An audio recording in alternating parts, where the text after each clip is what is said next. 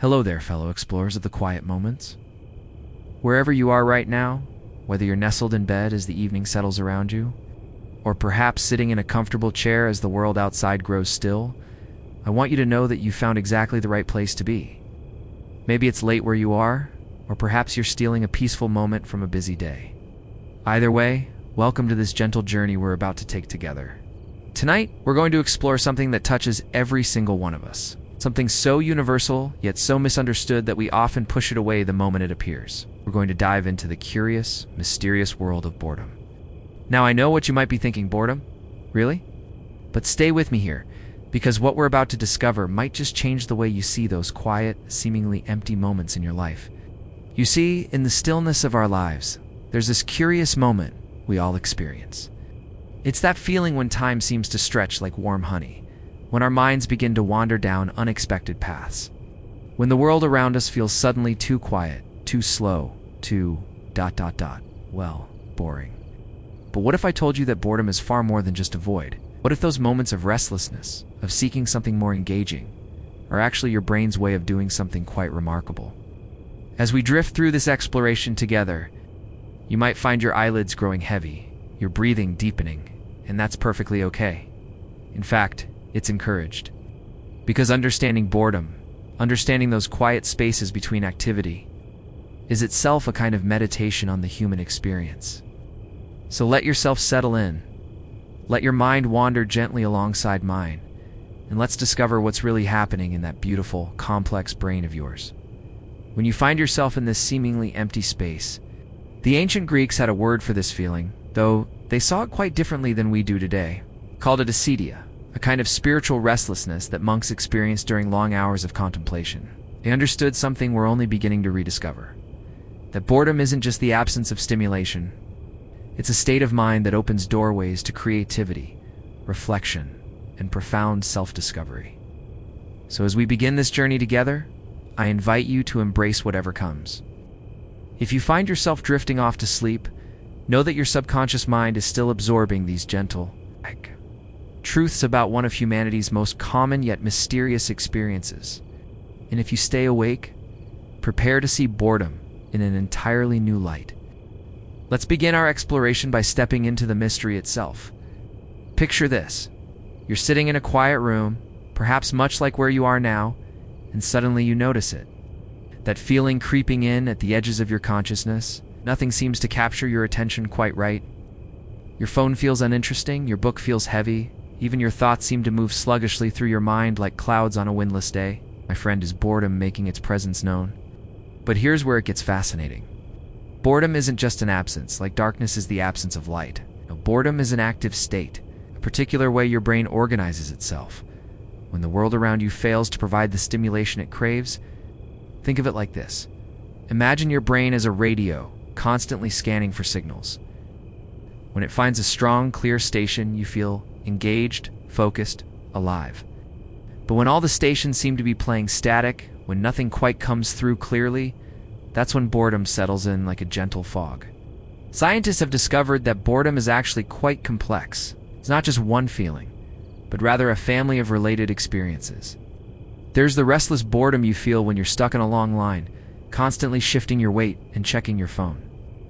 There's the contemplative boredom that comes during a quiet Sunday afternoon, when time seems to slow down and your mind begins to wander. There's even what researchers call the creative boredom that artists and writers often describe, that fertile emptiness that precedes inspiration. What's truly remarkable is that boredom seems to be uniquely human. While other animals experience states of low stimulation, the particular quality of human boredom, that restless seeking for meaning and engagement, appears to be tied to our consciousness, our ability to reflect on our own mental states. A cat lying in a sunny spot isn't bored, it's simply content. But we humans, with our complex inner lives, our constant narrative stream of thoughts and feelings, we experience that sunny spot differently. We notice the emptiness, we evaluate it, we judge it as insufficient. This judgment is key to understanding boredom. It's not just the absence of stimulation that creates boredom, it's our awareness of that absence, our desire for something more engaging, coupled with our inability to find it. It's like being thirsty in a room full of empty glasses. You have the capacity to drink, the desire to drink, but nothing satisfying to quench that thirst. Now, let's dive deeper into what researchers have discovered about the anatomy of boredom. When psychologists study boredom in laboratory settings, they often find that it involves several key components working together. First, there's attention. When we're bored, our attention becomes scattered, unfocused. Like a flashlight with a dying battery that can't quite illuminate anything clearly. We might find ourselves staring at a wall, but not really seeing it, our mind jumping from one fleeting thought to another without settling anywhere. Second, there's arousal, but not the kind you might think. In psychology, arousal refers to your general level of alertness and energy.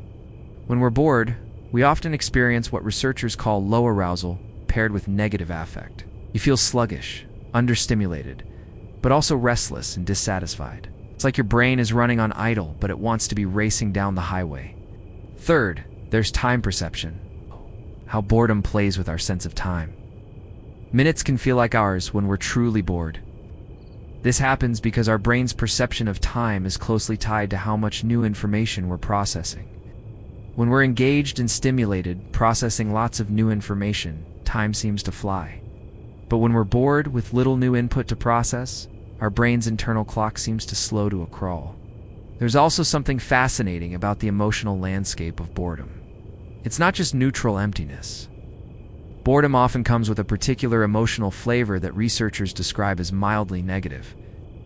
It's not the sharp pain of sadness or the intensity of anger, but rather a dull, persistent dissatisfaction. It's like emotional background noise, constantly whispering that something is missing, that you should be doing something else, something more meaningful, more engaging. But here's where the plot thickens beautifully. Different people experience boredom differently, and these differences tell us something profound about human nature. Some people are what psychologists call high in boredom proneness.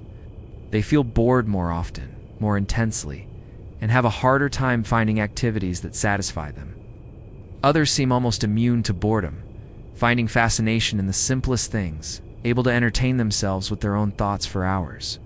What creates these differences? Well, it seems to involve several factors. Personality plays a role. People who are high in what psychologists call sensation-seeking, those who crave novel and intense experiences, tend to be more prone to boredom. They need more stimulation to feel satisfied. On the other hand, people who are high in mindfulness, who can focus their attention on the present moment, tend to experience less boredom. They can find interest in simple, everyday experiences. There's also a cultural dimension to boredom that's absolutely fascinating. The word boredom itself is relatively recent in human history, first appearing in English in the 1800s. Before that, people talked about melancholy, or acedia, or simply being idle. But the specific concept of boredom as we understand it today seems to have emerged alongside modern industrial society. Think about it. For most of human history, people were primarily concerned with survival, finding food, staying warm, avoiding predators. There wasn't much time or energy left over for existential dissatisfaction with one's level of stimulation. But as societies became more prosperous, as basic needs were more easily met, people had more time to notice and evaluate their internal states. Boredom, in a sense, is a luxury of civilization. This doesn't mean boredom is trivial or unimportant. It's quite the opposite. The emergence of boredom as a common human experience might actually represent something beautiful about our species. It shows that we're not content with mere survival. We seek meaning, purpose, engagement. We want our lives to be rich and textured, not just safe and comfortable. And here's something that might surprise you. Boredom might actually be good for you. Now, I know that sounds counterintuitive. When you're in the grip of boredom, it doesn't feel good at all. But research is beginning to suggest that boredom serves important psychological functions. It motivates us to seek out new experiences, to learn, to grow. It's like an internal compass, pointing us toward activities and environments that will be more fulfilling. Boredom also seems to play a role in creativity and problem solving. When we're bored, our minds are free to wander, to make unexpected connections, to explore ideas that we might not pursue when we're focused on specific tasks. Some of humanity's greatest innovations and artistic breakthroughs have emerged from periods of apparent idleness and boredom. There's another layer to boredom that I find absolutely enchanting, and that's how it connects to our deepest sense of self. When we're deeply engaged in an activity, whether it's reading a captivating book, having an intense conversation, or working on a challenging project, we often lose track of ourselves. Psychologists call this state flow, where the boundary between self and activity dissolves. But boredom is almost the opposite of flow. In boredom, we become acutely aware of ourselves, of our own consciousness, of the fact that we exist as thinking, feeling beings. This self-awareness that comes with boredom can be uncomfortable, which is why we often try to escape it so quickly. We reach for our phones, turn on the television, start a conversation, anything to fill that space. But what if that discomfort is actually valuable? What if those moments of heightened self-awareness are opportunities for growth and self-discovery? Think about the great philosophers and thinkers throughout history. Many of their most profound insights came during periods of solitude and apparent idleness. Thoreau at Walden Pond, Darwin during his long walks, Einstein during his thought experiments. These weren't moments of intense focus on external tasks, but rather periods of internal wandering, of allowing the mind to roam free from immediate demands. In our modern world, we've become increasingly afraid of boredom. We carry devices that can instantly connect us to endless streams of information and entertainment. We schedule our days so tightly that there's barely a moment for our minds to wander. But what are we losing in this constant stimulation? What wisdom might emerge if we simply allowed ourselves to be bored more often? Research has shown that people who experience boredom regularly actually score higher on measures of creativity and innovative thinking. They're more likely to come up with novel solutions to problems, more likely to think outside conventional boundaries. It's as if boredom creates a kind of mental space where new ideas can take root and grow. But there's also something deeply social about boredom. You ever noticed how boredom often drives us to connect with others? When we're bored alone, we might call a friend, send a text, or seek out company. Boredom seems to remind us that we're social creatures, that much of our stimulation and engagement comes from our relationships with others. This social aspect of boredom reveals something beautiful about human nature. We're not just seeking any stimulation when we're bored. We're often seeking meaningful connection, genuine engagement with other minds and hearts. A mindless scroll through social media might temporarily alleviate boredom, but it rarely satisfies it completely. What we're really seeking is often deeper: understanding, connection, shared experience. There's also a temporal dimension to boredom that's worth exploring. Boredom often emerges when we're caught between activities, in those transitional moments when we've finished one thing but haven't yet begun another. It's in these liminal spaces that we become most aware of time itself, of our own mortality, of the fact that our lives are made up of finite moments. This awareness can be unsettling, but it can also be profound. Boredom reminds us that time is precious, that our attention is valuable, that we have choices about how to spend our moments. In a strange way, boredom might be one of the most honest emotions we experience, forcing us to confront the reality of our existence without the buffer of constant activity. As we prepare to journey deeper into the mystery of boredom, I want you to consider embracing a different relationship with these quiet moments. Instead of seeing boredom as something to escape, what if you saw it as an invitation? As an invitation to slow down, to notice, to reflect, to simply be present with your own consciousness? The next time you feel that familiar restlessness creeping in, that sense that nothing quite captures your interest, try to greet it with curiosity rather than frustration. Ask yourself, what is my boredom trying to tell me? What am I seeking? What kind of engagement would truly satisfy me right now? Am I running from something important that my mind is trying to process? Because boredom, as we're beginning to discover, is not your enemy. It's not a sign of laziness or lack of imagination. It's a signal from your wonderfully complex brain. A reminder that you're a creature who seeks meaning and engagement, who isn't satisfied with mere existence, but yearns for something richer, something more alive. So let yourself settle into this understanding as we prepare to journey deeper into the mystery. Let your breathing slow, your muscles relax, and allow your mind to absorb these gentle truths about one of humanity's most misunderstood experiences. Feel the weight of your body wherever you're resting. Notice the quiet sounds around you and appreciate this moment of stillness we're sharing together. In our next chapter, we'll explore what happens in your brain when boredom settles in. And you might be surprised by just how active and creative your mind becomes when it seems to be doing nothing at all. will discover that far from being empty, the bored brain is actually buzzing with activity. It's making connections, processing memories, and preparing for the next moment of engagement. Now that we've explored the mystery of what boredom is, let's journey into the most fascinating territory of all. What's actually happening inside your brain? When you're experiencing those quiet, seemingly empty moments, if you could peer inside your skull right now as you're listening to these gentle words, you might be surprised by what you'd find. Far from being a barren landscape of inactivity, your brain during boredom is actually a bustling metropolis of neural activity, humming with connections and conversations you're not even aware of. Picture your brain for a moment as a vast city that never sleeps. When you're actively focused on a task, reading a book, solving a problem, or having a conversation, it's like rush hour. Traffic flows along well-established routes with clear destinations and purposes.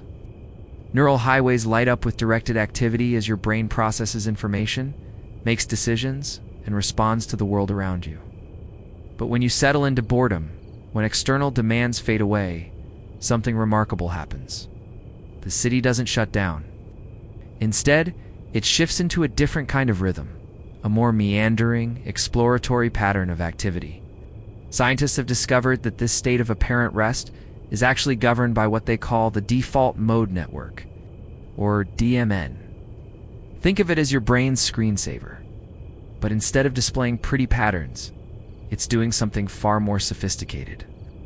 The default mode network is a collection of brain regions that become more active when you're not actively engaged with the outside world. It's like your brain's background operating system, running important maintenance and creative processes while you're not consciously directing your attention. This network includes some of the most important real estate in your brain. There's the medial prefrontal cortex, nestled right behind your forehead, which is involved in thinking about yourself and others. There's the posterior cingulate cortex, deep in the center of your brain, which helps integrate information from different sources. There's the angular gyrus, tucked away in the parietal lobe, which plays a crucial role in conceptual processing and making sense of complex information. When these regions start talking to each other more actively, as they do during boredom, something beautiful happens. Your brain begins to wander through your internal landscape, visiting memories, exploring possibilities, making connections between seemingly unrelated ideas. It's like having a conversation with yourself, but one that happens largely below the threshold of conscious awareness. Now let's dive deeper into what this wandering mind is actually doing. One of the most important functions of the default mode network is what researchers call autobiographical planning. Your brain is essentially reviewing your life story, thinking about past experiences, and imagining future scenarios. It's like having a personal historian and fortune teller working together in the background of your consciousness. During these moments of apparent idleness, your brain is processing experiences from your recent past, integrating new information with existing knowledge, and sometimes even working through unresolved emotional issues. Remember that conversation you had yesterday that didn't quite go as planned? Your default mode network might be replaying it, considering different responses, imagining how it might have gone differently. It's not dwelling or ruminating in an unhealthy way, but rather engaging in a kind of mental housekeeping, filing away experiences and learning from them. But the default mode network doesn't just look backward, it's also constantly looking forward. When you're bored, your brain is often engaged in what scientists call prospective thinking, imagining possible futures, planning upcoming activities, and considering different scenarios. It's like your brain is constantly writing rough drafts of your future self, exploring different possibilities and preparing you for what might come next. This future-oriented thinking is incredibly sophisticated. Your brain doesn't just imagine what you might do tomorrow. It considers the social context, the emotional implications, the practical constraints. It's running simulations of your future self in different situations, helping you prepare for challenges and opportunities you haven't even consciously considered yet. There's also something called semantic processing happening in your resting brain. This is where your mind makes connections between different concepts, ideas, and areas of knowledge. It's like having a librarian working in the background, cross-referencing information, creating new filing systems, and discovering unexpected connections between different sections of your mental library. This is why you might suddenly have an insight about a problem you've been working on. Not while you're actively thinking about it, but while you're taking a shower, going for a walk, or, yes, even while you're feeling bored. Your default mode network has been quietly working on the problem, making connections, exploring possibilities, and suddenly presents you with a solution that seems to come from nowhere. The research on this is truly remarkable. Scientists have found that people who allow their minds to wander, who don't immediately fill every moment of downtime with stimulation, actually perform better on creative tasks. They're more likely to come up with novel solutions, to think outside conventional boundaries, to make the kind of innovative leaps that drive progress in science, art, and human understanding. But there's something even more profound happening in your resting brain, something that touches on the very essence of what makes us human. The default mode network is also where you construct and maintain your sense of self. When your brain isn't busy with external tasks, it's busy being you, reinforcing your sense of identity, your values, your place in the world. This is why boredom can sometimes feel uncomfortable. When the default mode network is active, you become more aware of yourself, your thoughts, your feelings, your existence as a conscious being. This heightened self-awareness can be unsettling, especially if you're not used to spending time with your own mind. It's like suddenly finding yourself alone in a room with someone you don't know very well, even though that someone is yourself. The default mode network also plays a crucial role in empathy and social cognition. When you're bored, your brain is often thinking about other people, considering their perspectives, imagining their experiences. It's like your brain is doing social homework, strengthening the neural pathways that help you understand and connect with others. This is why isolation from others can be so challenging, and why boredom often motivates us to seek social connection. Your default mode network is constantly reminding you that you're a social creature, that much of your identity and meaning comes from your relationships with others. When you're bored, you're not just seeking stimulation, you're often seeking connection, understanding, shared experience. Now here's where things get really interesting from a neurochemical perspective. Different neurotransmitters are involved in different aspects of the default mode network's activity. Dopamine, often called the pleasure chemical, is actually more accurately described as the anticipation chemical. It's released not when you experience pleasure, but when you're anticipating it, when you're seeking something rewarding. During boredom, when your dopamine levels are low, you're essentially in a state of seeking, which motivates you to look for more engaging activities. But there's also something called acetylcholine, which promotes focused attention and learning. When you're bored, acetylcholine levels can shift, making you more open to new experiences, more likely to notice things you might normally overlook. It's like your brain is saying, okay, we need something new here. Let's pay attention to different things. Let's be open to possibilities we haven't considered. The balance between these different neurotransmitter systems creates the particular quality of boredom that we experience. It's not just emptiness, it's a kind of active seeking, a restless openness to new possibilities. Your brain is essentially recalibrating itself, adjusting its sensitivity to different kinds of stimulation, preparing for the next phase of engagement. There's also fascinating research on how the default mode network changes throughout our lives. In children whose brains are still developing, the default mode network is less organized, more chaotic. This might explain why children seem to experience boredom differently than adults, why they're often more creative and imaginative in their responses to understimulation. As we age, the default mode network becomes more structured, more predictable. This can be both a blessing and a curse. On one hand, it allows for more sophisticated self-reflection and planning. On the other hand, it can make us more resistant to new experiences, more stuck in familiar patterns of thinking. But here's something beautiful. The default mode network remains plastic throughout our lives. It can change, adapt, grow. When you consciously allow yourself to experience boredom, when you resist the urge to immediately fill every quiet moment with stimulation, you're actually exercising your default mode network, keeping it flexible and creative. This is why mindfulness practices, meditation, and even simple daydreaming can be so beneficial. They give your default mode network the space it needs to do its important work of integration, creativity, and self-reflection.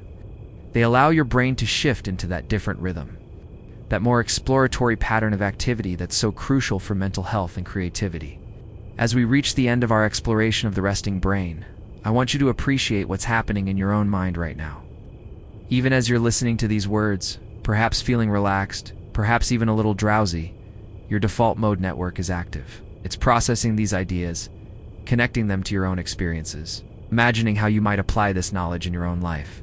So the next time you find yourself in that state of boredom, remember that your brain is far from idle.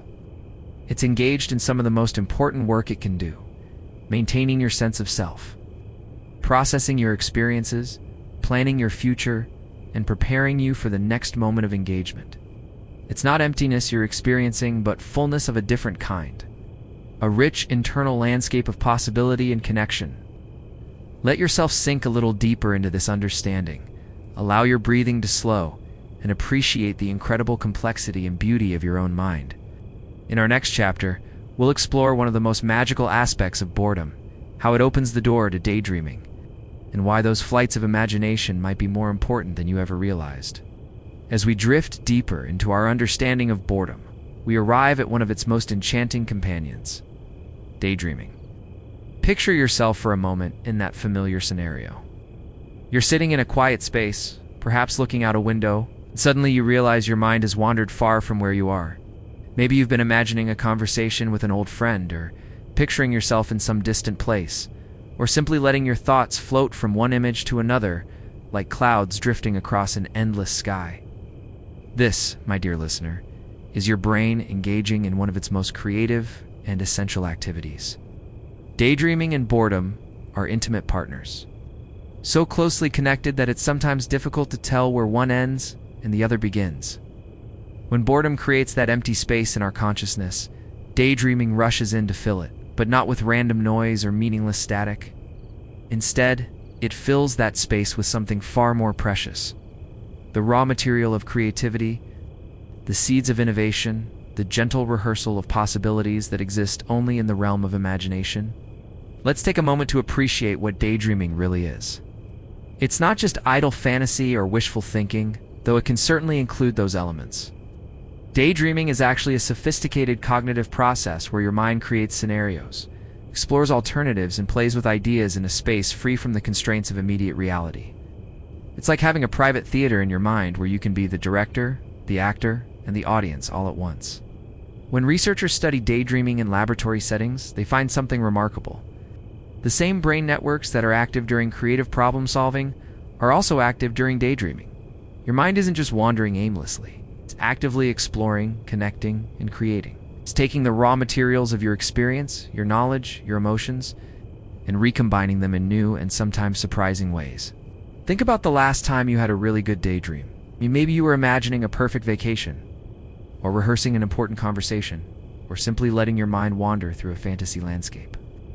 What was happening in that daydream wasn't just entertainment. It was your brain engaging in a form of creative play that serves important psychological and cognitive functions. One of the most fascinating aspects of daydreaming is how it handles time. In your daydreams, you can visit the past, explore the present, and venture into multiple possible futures, all within the span of a few minutes. You might find yourself remembering a childhood moment, then suddenly imagining how you'll spend next weekend, then creating an entirely fictional scenario that could never happen in real life. This temporal flexibility is one of daydreaming's greatest gifts. When you daydream about the past, you're not just reminiscing, you're actively reconstructing and reinterpreting your experiences. Your mind might replay a difficult conversation, but this time you imagine saying something different, something wiser or kinder. You might revisit a moment of triumph, allowing yourself to fully experience the joy and satisfaction that maybe you didn't have time to properly absorb when it actually happened. This isn't just nostalgia. It's a form of emotional and cognitive processing that helps you learn from your experiences and integrate them into your ongoing sense of self. Future-oriented daydreaming is equally important. When you imagine possible tomorrows, your brain is doing something called prospective thinking, and it's incredibly sophisticated. You're not just fantasizing, you're actually preparing yourself for real possibilities. When you daydream about giving a presentation at work, having a difficult conversation with a family member, or exploring a new city, you're creating mental templates that can actually improve your performance when those situations arise in real life. But perhaps the most magical aspect of daydreaming is how it fosters creativity. In those quiet moments when your mind wanders, you're free from the logical constraints and practical limitations that govern focused thinking. Your brain can make unusual connections, explore impossible scenarios, and combine ideas in ways that would never occur to you during directed thought. History is full of examples of great discoveries and innovations that emerged from periods of daydreaming and mental wandering. Einstein famously developed some of his most important insights during long walks and moments of apparent idleness. The structure of the benzene ring was discovered by a chemist who daydreamed of a snake eating its own tail. The melody for Yesterday came to Paul McCartney in a dream. These weren't accidents. They were the natural result of minds that were allowed to wander, to play, to explore without immediate purpose or goal. What makes daydreaming so conducive to creativity is something researchers call divergent thinking. When your mind wanders, it naturally diverges from linear logical thought patterns. Instead of following a straight line from problem to solution, it explores multiple paths, considers unlikely possibilities, and makes connections that logical thinking might dismiss as irrelevant. It's like the difference between walking directly to a destination and taking a meandering path that allows you to discover unexpected treasures along the way. There's also something deeply personal and authentic about daydreaming. In your daydreams, you can be entirely yourself, free from social expectations and external judgments. You can explore aspects of your personality that you might not express in daily life. Consider possibilities that seem too risky or unconventional to pursue in reality. Simply enjoy the freedom of imagining without consequences. This authenticity is crucial for psychological well-being. In a world that often demands we conform to specific roles and expectations, daydreaming provides a space for the full expression of our inner lives. It's where you can be the hero of your own story, where you can explore different versions of yourself, where you can process emotions and experiences that might be difficult to handle in more structured forms of thinking. Daydreaming also serves an important social function, even though it's primarily a solitary activity. When you daydream about interactions with others, when you imagine conversations or social scenarios, you're actually practicing social skills and developing empathy. You're considering different perspectives, exploring how others might think and feel, and rehearsing your own responses to various social situations. This social aspect of daydreaming is particularly evident in how we often daydream about people we care about. You might find yourself imagining what a distant friend is doing, or rehearsing what you'll say when you see someone you haven't talked to in a while, or simply enjoying the mental company of people who are important to you. These aren't just pleasant diversions. They're ways of maintaining and strengthening social bonds, even when you're physically alone. But daydreaming isn't always pleasant, and that's okay too. Sometimes our wandering minds visit difficult territories, replaying painful memories or exploring anxious scenarios. While this can be uncomfortable, it's often a necessary part of processing complex emotions and experiences. Your daydreaming mind might be working through something that your conscious mind isn't quite ready to face directly. The key is balance. Healthy daydreaming flows naturally between different themes and emotions, visiting various aspects of your experience without getting stuck in any one area. It's when daydreaming becomes repetitively negative or completely disconnected from reality that it might signal the need for additional support or different coping strategies. There's also something beautiful about the rhythm of daydreaming. It tends to ebb and flow with natural cycles, becoming more prominent during quiet periods and fading when external demands require focused attention. This rhythm mirrors many other natural processes in our lives and minds. From sleep cycles to seasonal changes, and learning to honor this rhythm can enhance both creativity and well-being. In our modern world, we often don't give daydreaming the respect it deserves. We might feel guilty about zoning out, or think of daydreaming as a waste of time. But understanding daydreaming as a creative and psychological process can help us appreciate its value and make space for it in our lives.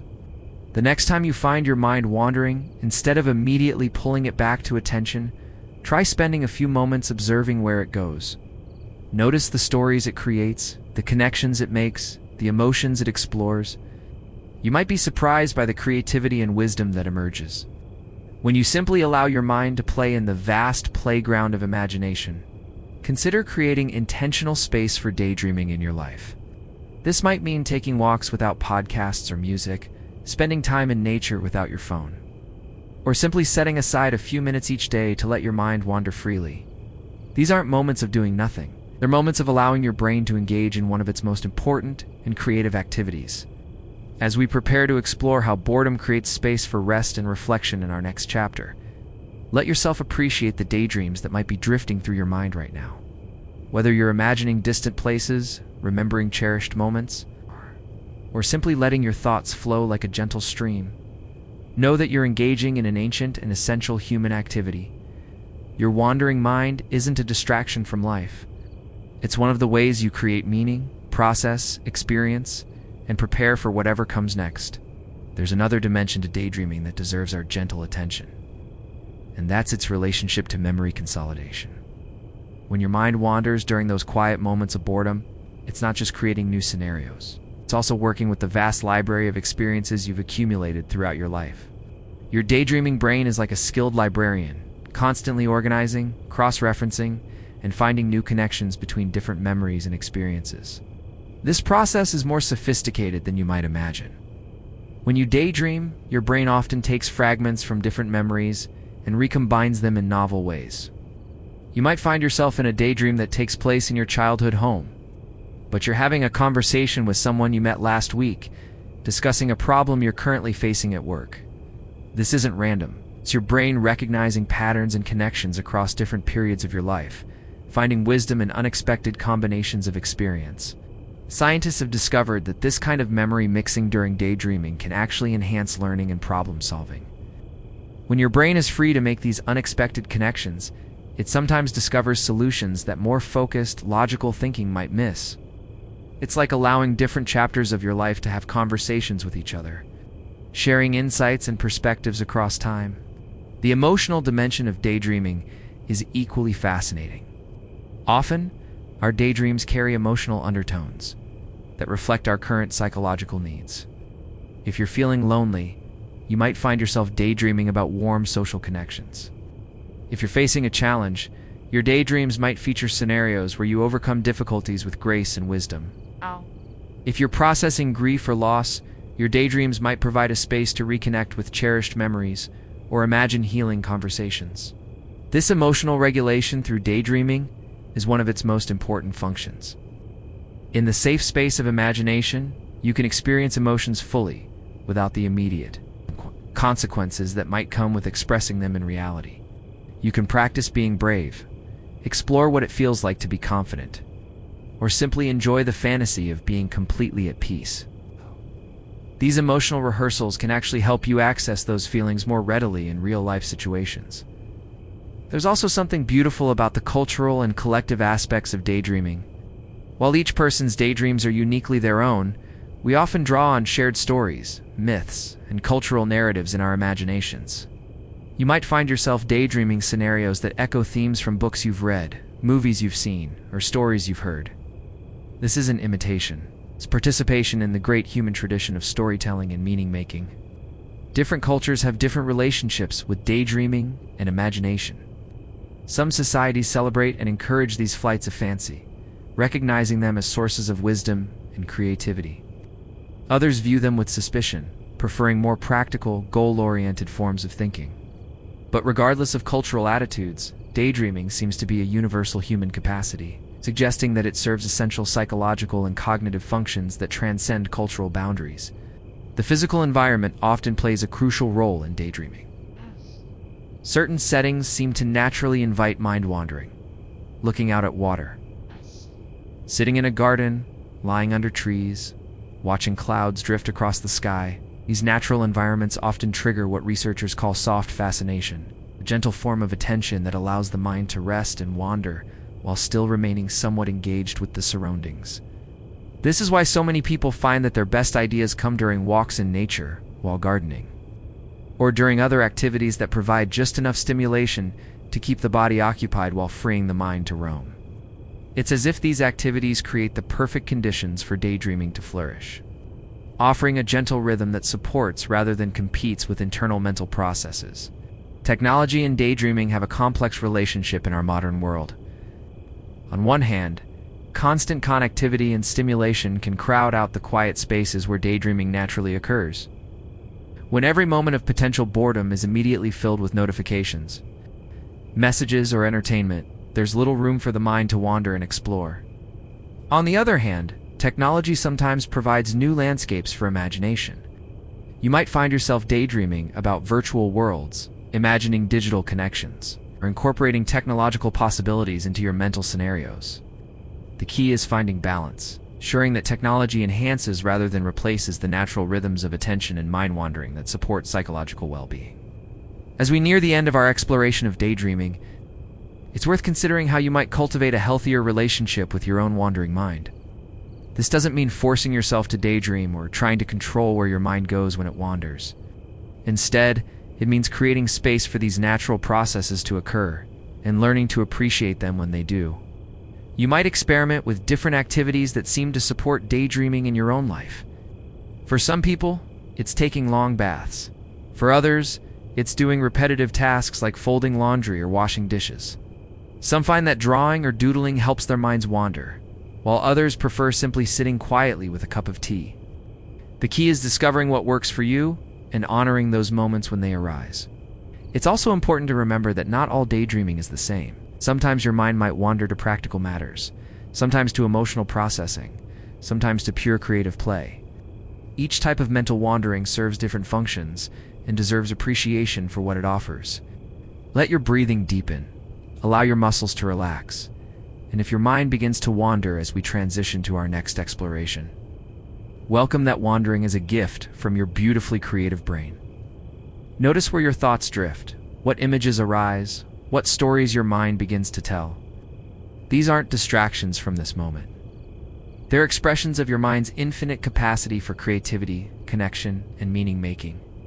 In our next chapter, we'll explore how boredom creates sacred space for rest and reflection, and how these quiet moments of apparent emptiness might actually be some of the most important times in our lives. As we settle deeper into our exploration of boredom's hidden gifts, we arrive at perhaps its most precious offering, the opportunity for genuine rest and reflection. In our world of constant motion and endless stimulation, these moments of apparent emptiness become sacred spaces where something profound can occur. When the world slows down and you're left with what feels like a moment of emptiness, your mind has finally found the space it needs to simply breathe, to process, to integrate all the experiences that have been rushing through your consciousness like water through a stream. Think about the last time you experienced truly restful boredom. Not the anxious kind that makes you reach for your phone, but the gentle kind that settles over you like a soft blanket on a quiet afternoon. Maybe you were sitting by a window, watching shadows move across the wall, or lying in bed just before sleep, feeling your thoughts drift and settle. In those moments, something beautiful was happening that our busy culture rarely acknowledges. Your mind was finally getting the rest it desperately needs. But this rest isn't the same as sleep, though it shares some of sleep's restorative qualities. When you're bored, when external demands fade away, your brain shifts into what we might call a contemplative mode. It's like the difference between a bustling marketplace and a quiet library. Both have their purpose, both serve important functions, but the library offers something the marketplace cannot: space for reflection, integration, and deeper understanding. In these moments of boredom-induced rest, your mind begins to process the emotional residue of your experiences. Throughout any given day, you encounter countless interactions, make numerous decisions, and absorb endless streams of information. Much of this processing happens in the background while you're focused on immediate tasks. But some of it requires the kind of gentle, unhurried attention that only comes when the demands of the moment fade away. Imagine your emotional life as a river that's been flowing quickly over rocks and rapids.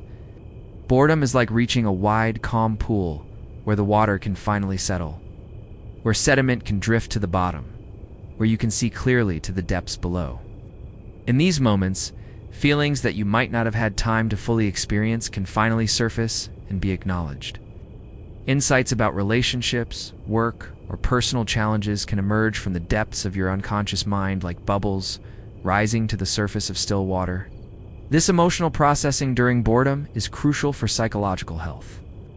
When we constantly fill quiet moments with stimulation, we deny ourselves the opportunity to fully digest our experiences.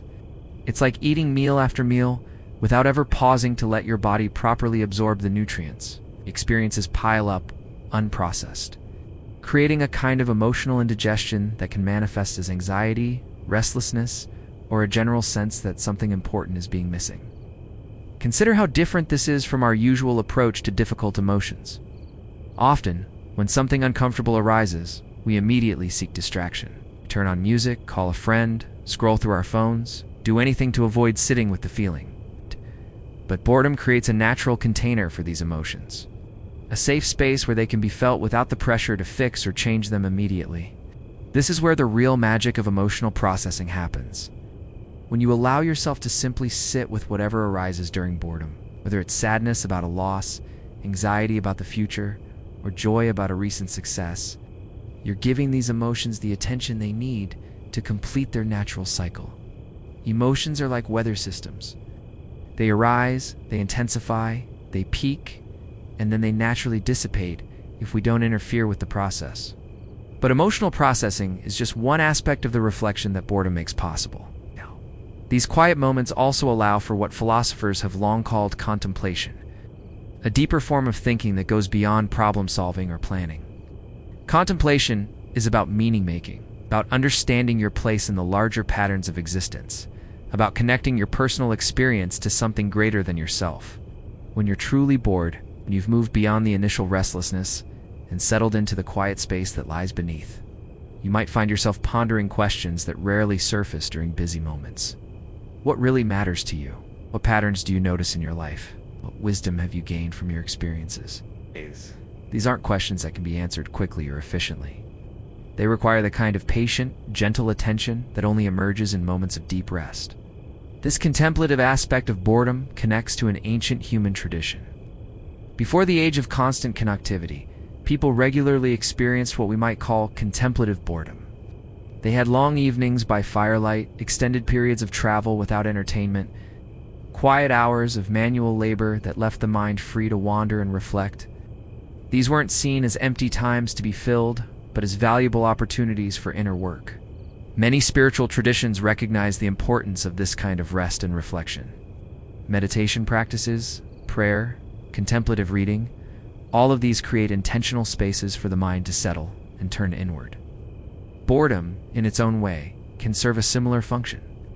It's like an unintentional meditation, a natural arising of contemplative space in the midst of ordinary life. The mystics and sages throughout history understood something we're only beginning to rediscover, that wisdom emerges not from constant activity, but from periods of receptive stillness. There's also something beautiful about how boredom allows us to reconnect with our authentic selves. In the constant stream of social interactions, work demands, and external stimulations, we can sometimes lose touch with our own inner voice, our genuine preferences, our true desires. We become so focused on responding to external demands that we forget to listen to what's arising from within. Boredom strips away these external demands and creates space for authentic self-encounter. In those quiet moments, you might notice what you're actually feeling beneath the surface busyness of daily life. You might become aware of needs that haven't been acknowledged, dreams that have been pushed aside, or simply the texture of your own consciousness when it's not being directed toward external goals. This authentic self-encounter can be uncomfortable at first, especially if you're not used to spending time with your own unoccupied mind. Our culture often teaches us to be afraid of emptiness, to see unfilled time as wasted time. But learning to be comfortable with your own company, the natural rhythms of your own consciousness, is one of the most valuable skills you can develop. The reflection that occurs during boredom often has a different quality than more directed forms of thinking. It's less linear, less goal-oriented, more associative and intuitive. Your mind might drift from one memory to another, making connections that surprise you. You might find yourself understanding something about a past relationship, or gaining clarity about a current situation. Not through logical analysis, but through a more holistic form of understanding. This intuitive processing is incredibly valuable, though it's often undervalued in our logic-focused culture. Sometimes the most important insights come not from thinking harder about a problem, but from creating space for deeper wisdom to emerge. Boredom provides exactly this kind of space, allowing for the emergence of understanding that might not be accessible through more effortful forms of cognition. There's also a physical dimension to the rest that boredom provides. When you're not actively engaged with external stimuli, when you're simply sitting or lying quietly, your nervous system has an opportunity to shift into a more restful state. Your breathing might naturally deepen, your muscles might release tension you didn't even know you were carrying, your heart rate might slow. This physical rest is intimately connected to mental and emotional rest. The body and mind are not separate systems, but aspects of one integrated whole. When your body relaxes into boredom, it creates conditions that support deeper mental processes. When your mind settles into contemplative rest, it sends signals to your body that it's safe to relax, to release, to restore. Modern neuroscience is beginning to understand the importance of these rest states for brain health and cognitive function. The brain needs periods of reduced external input to consolidate memories, clear metabolic waste, and restore optimal functioning. During these quiet moments, your brain's glymphatic system becomes more active, essentially washing away the cellular debris that accumulates during periods of intense mental activity. It's like giving your brain a gentle, restorative bath. Perhaps most importantly, the rest and reflection that boredom provides helps us maintain perspective on our lives. In the constant rush of daily activities, it's easy to lose sight of the bigger picture, to get caught up in immediate concerns and forget about larger meanings and values. Boredom creates natural pause points where we can step back and see our lives from a broader perspective.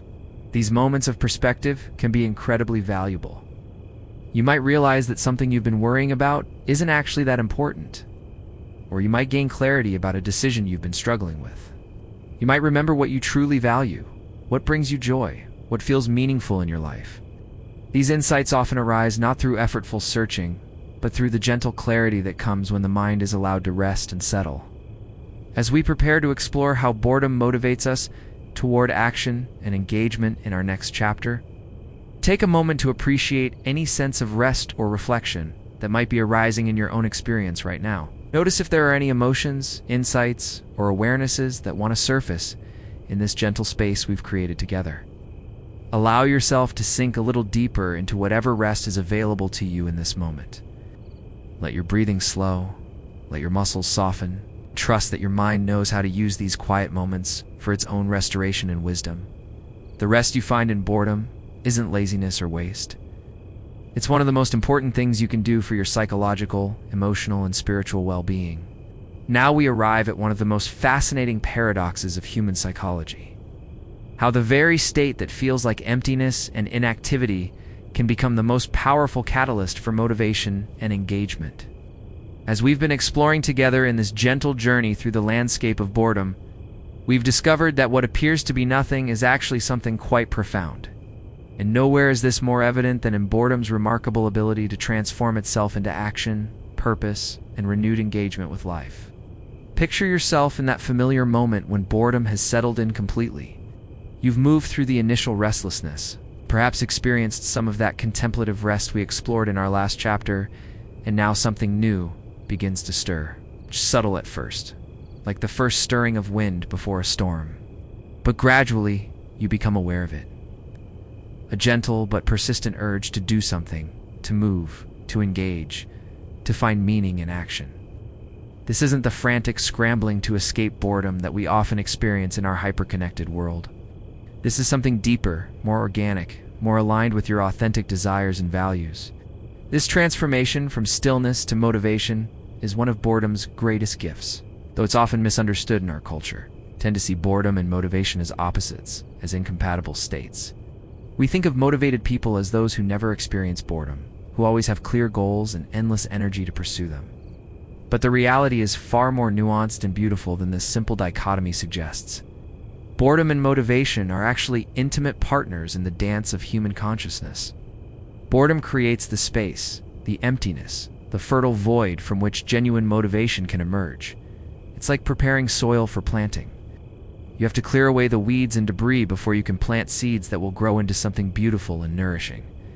Boredom clears away the mental clutter, the habitual patterns, the automatic responses that often drive our daily activities, creating space for more authentic desires and motivations to surface. When researchers study motivation in laboratory settings, they often find that the most sustainable and satisfying forms of motivation are what psychologists call intrinsic motivations. These are the drives that come from within, that align with our deepest values and authentic interests, rather than external pressures and expectations. And here's where boredom plays a crucial role. It's often in moments of apparent emptiness that these intrinsic motivations have the space to make themselves known. Think about the last time you felt genuinely excited about starting a new project or pursuing a new interest. Chances are that excitement didn't emerge during a busy, overscheduled period of your life. More likely it arose during a quieter moment, perhaps when you were feeling somewhat bored or restless. When your mind had the space to wander and explore possibilities that wouldn't normally surface during more directed activities. This is because boredom creates what psychologists call a motivational vacuum.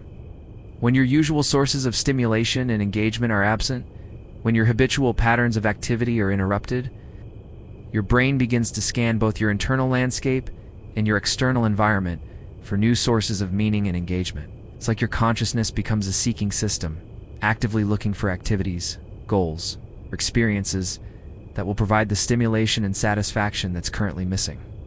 But this seeking isn't random or desperate. The motivation that emerges from boredom often has a particular quality that sets it apart from other forms of motivation. It tends to be more exploratory, more creative, more aligned with personal growth and authentic self-expression.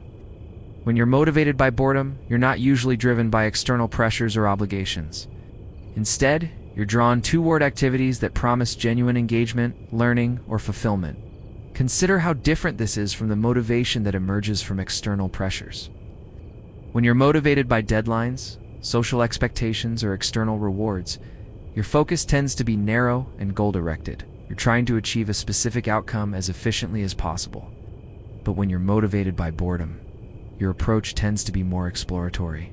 You're not just trying to achieve something. You're trying to discover something, to learn something, to experience something new. This exploratory quality of boredom-minded motivation is incredibly valuable for personal growth and creativity. It's what drives people to try new hobbies, explore different career paths, travel to unfamiliar places, or simply experiment with new ways of thinking and being. Without boredom, to create the space and desire for exploration, we might remain stuck in familiar patterns indefinitely, never discovering new aspects of ourselves or the world around us. There's also something beautiful about how boredom-induced motivation tends to be more holistic than other forms of motivation. When external pressures drive us, we often focus on specific, narrow goals while ignoring other aspects of our lives. But when boredom motivates us, we're more likely to seek activities that engage multiple aspects of our being: our creativity, our relationships, our physical bodies, our intellectual curiosity, our spiritual longing. The neuroscience behind this transformation from boredom to motivation is fascinating. When you're bored, when your usual sources of stimulation are absent, your brain's dopamine system begins to shift into a seeking mode. Dopamine, often misunderstood as simply a pleasure chemical, is actually more accurately described as a motivation and anticipation chemical. It's released not when you experience pleasure, but when you're anticipating it, when you're in the process of seeking something rewarding. During boredom, your dopamine levels are relatively low, which creates a kind of motivational hunger. Your brain begins to scan for activities, experiences, or goals that might provide the stimulation and satisfaction it's craving. This scanning process often leads to insights about what you actually want. What would genuinely engage you? What aligns with your deeper values and interests? This is why the ideas and impulses that emerge during boredom often feel particularly authentic and compelling. They're not coming from external expectations or habitual patterns. They're arising from your brain's natural seeking mechanisms, guided by your personal history, values, and interests. When you follow these boredom-inspired motivations, you're more likely to find activities that provide genuine satisfaction and engagement. But there's another layer to this process that's worth exploring. Boredom doesn't just motivate us to seek new activities. It also motivates us to seek meaning. When we're bored, we're not just looking for something to do. We're looking for something worth doing. This search for meaning is one of boredom's most profound gifts, though it can also be one of its most challenging aspects. In our consumer culture, we're often encouraged to respond to boredom with immediate stimulation.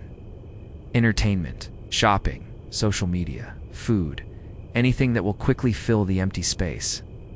But these quick fixes rarely address the deeper motivational hunger that boredom reveals. They provide temporary distraction, but don't satisfy the underlying need for meaning and authentic engagement. When you resist the urge for immediate stimulation and instead sit with boredom long enough for deeper motivations to emerge, you often discover that what you're really seeking isn't just activity, but purposeful activity. You might find yourself motivated to connect more deeply with friends or family, to pursue learning that genuinely interests you, to engage with causes you care about, or to express yourself creatively in ways you've been putting off. This search for meaningful engagement is closely connected to what psychologists call self-determination theory. According to this theory, humans have three basic psychological needs: autonomy, competence, and relatedness. We need to feel that we have choice and control over our lives, that we're capable of achieving our goals, that we're connected to others in meaningful ways.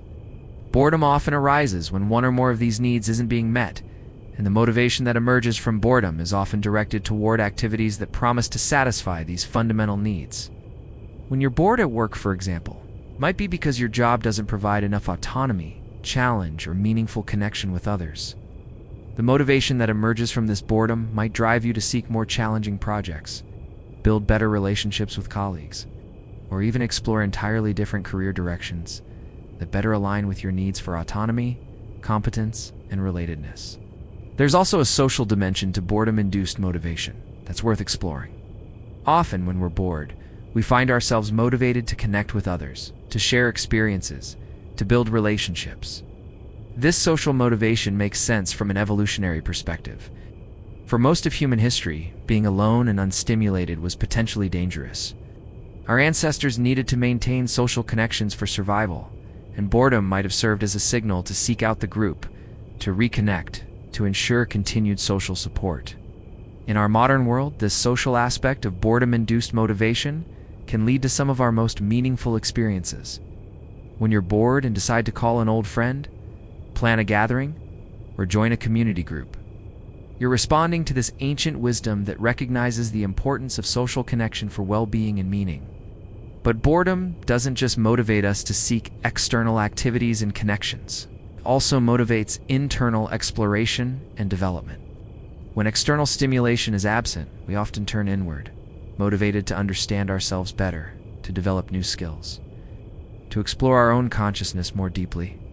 This inward-directed motivation can lead to some of the most transformative experiences of personal growth. Many people discover meditation, journaling, creative writing, or other introspective practices during periods of boredom. These activities might not provide the immediate stimulation that entertainment offers, but they can provide something more valuable: genuine self-knowledge, emotional regulation skills, and a deeper sense of connection to your own authentic nature. The timing of boredom-induced motivation is also significant. Unlike external motivations, which often operate according to schedules and deadlines imposed by others, boredom-induced motivation operates according to your own natural rhythms. It emerges when you're ready for it, when you have the mental and emotional space to recognize and respond to it. This organic timing means that boredom-induced motivation often leads to more sustainable engagement than externally imposed motivation. When you pursue goals that emerge from your own periods of reflection and seeking, you're more likely to maintain enthusiasm over time, because the motivation comes from within rather than from external pressures. As we prepare to explore how our brains crave stimulation and how boredom triggers that need in our next chapter, take a moment to notice any motivations or desires that might be stirring in your own consciousness right now. Perhaps as you've been listening to these reflections on boredom and motivation, some ideas have begun to surface about activities you'd like to pursue, connections you'd like to make, or aspects of yourself you'd like to explore. Don't feel pressured to act on these impulses immediately. Part of boredom's wisdom is that it teaches us the value of allowing motivations to ripen, to develop fully before we rush into action. Simply notice what's arising. Appreciate the fact that your boredom is doing its important work of clarifying what you truly want and value. Let yourself rest in the understanding that boredom isn't the enemy of motivation, but its ally, creating the space and conditions necessary for authentic engagement to emerge. The restlessness you sometimes feel during boredom isn't a sign that something is wrong. It's a sign that something is trying to be born, some new direction or interest or connection that wants to manifest in your life. In our next exploration, we'll dive into the fascinating world of how your brain craves stimulation and why this craving is actually essential for growth, learning, and adaptation. We'll discover how boredom serves as your brain's way of reminding you that you're a creature designed for engagement, exploration, and endless learning. As we drift deeper into our understanding of boredom's profound role in human consciousness, we arrive at one of the most fundamental aspects of how our minds work: the brain's essential need for stimulation. Picture your brain for a moment, not as a passive receiver of information, but as an active, hungry entity that constantly seeks out new experiences, novel patterns, and engaging challenges.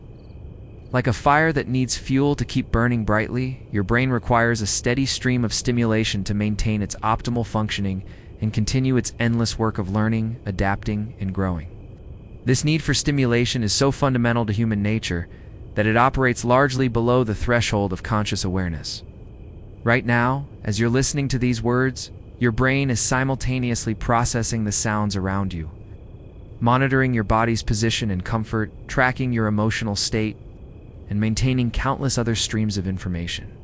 Even in what we consider quiet moments, your brain is actively seeking and processing stimulation from multiple sources.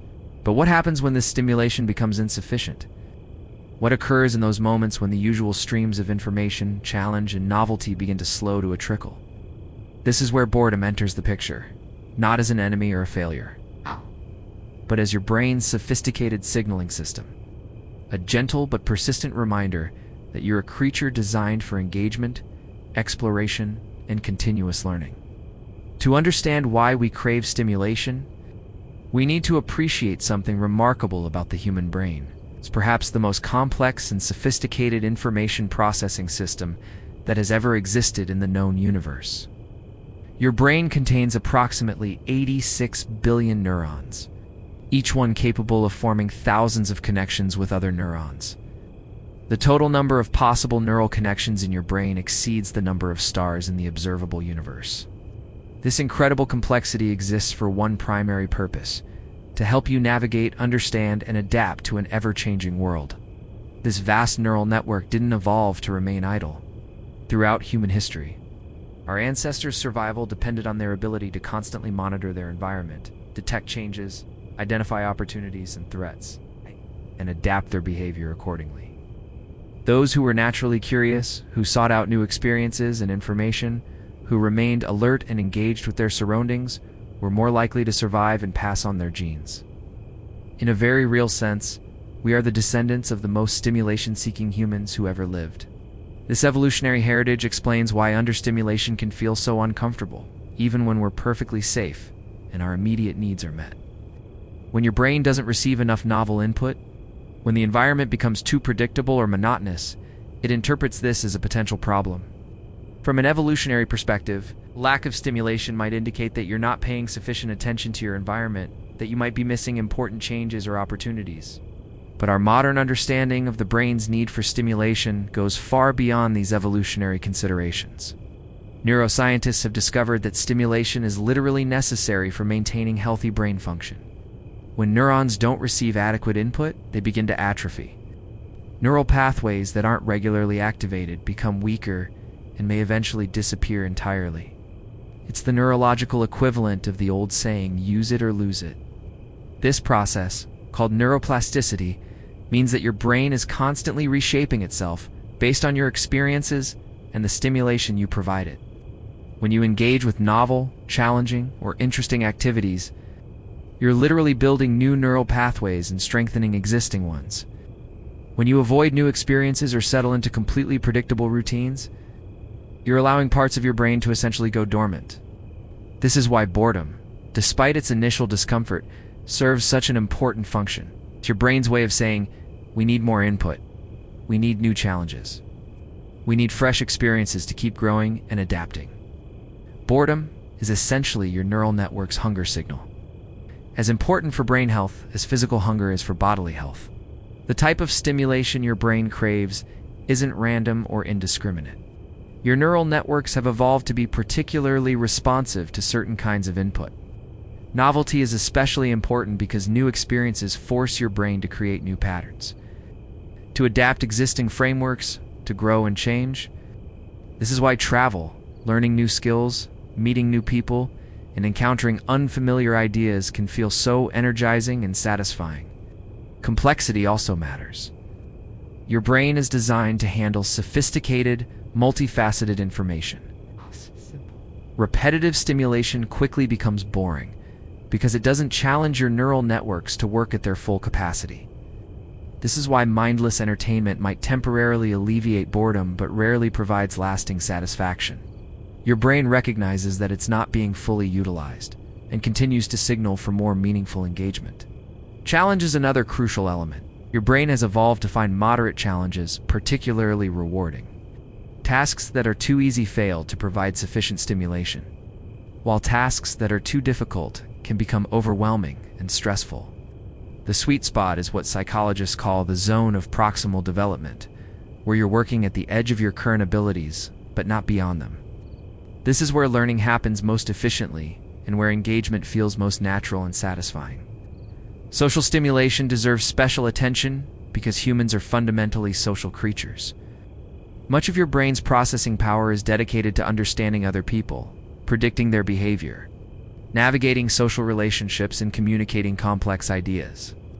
When you're isolated from meaningful social interaction for extended periods, your brain begins to crave this specific type of stimulation. This is why boredom often motivates us to seek out friends, call family members, or engage with communities. The emotional dimension of stimulation is equally important. Your brain isn't just processing information, it's constantly evaluating the emotional significance of that information. Experiences that evoke emotion, whether positive or negative, tend to be more engaging and memorable than emotionally neutral experiences. This is why stories, music, art, and other forms of emotional expression can be so powerfully stimulating and satisfying. But here's where the relationship between boredom and stimulation becomes particularly interesting.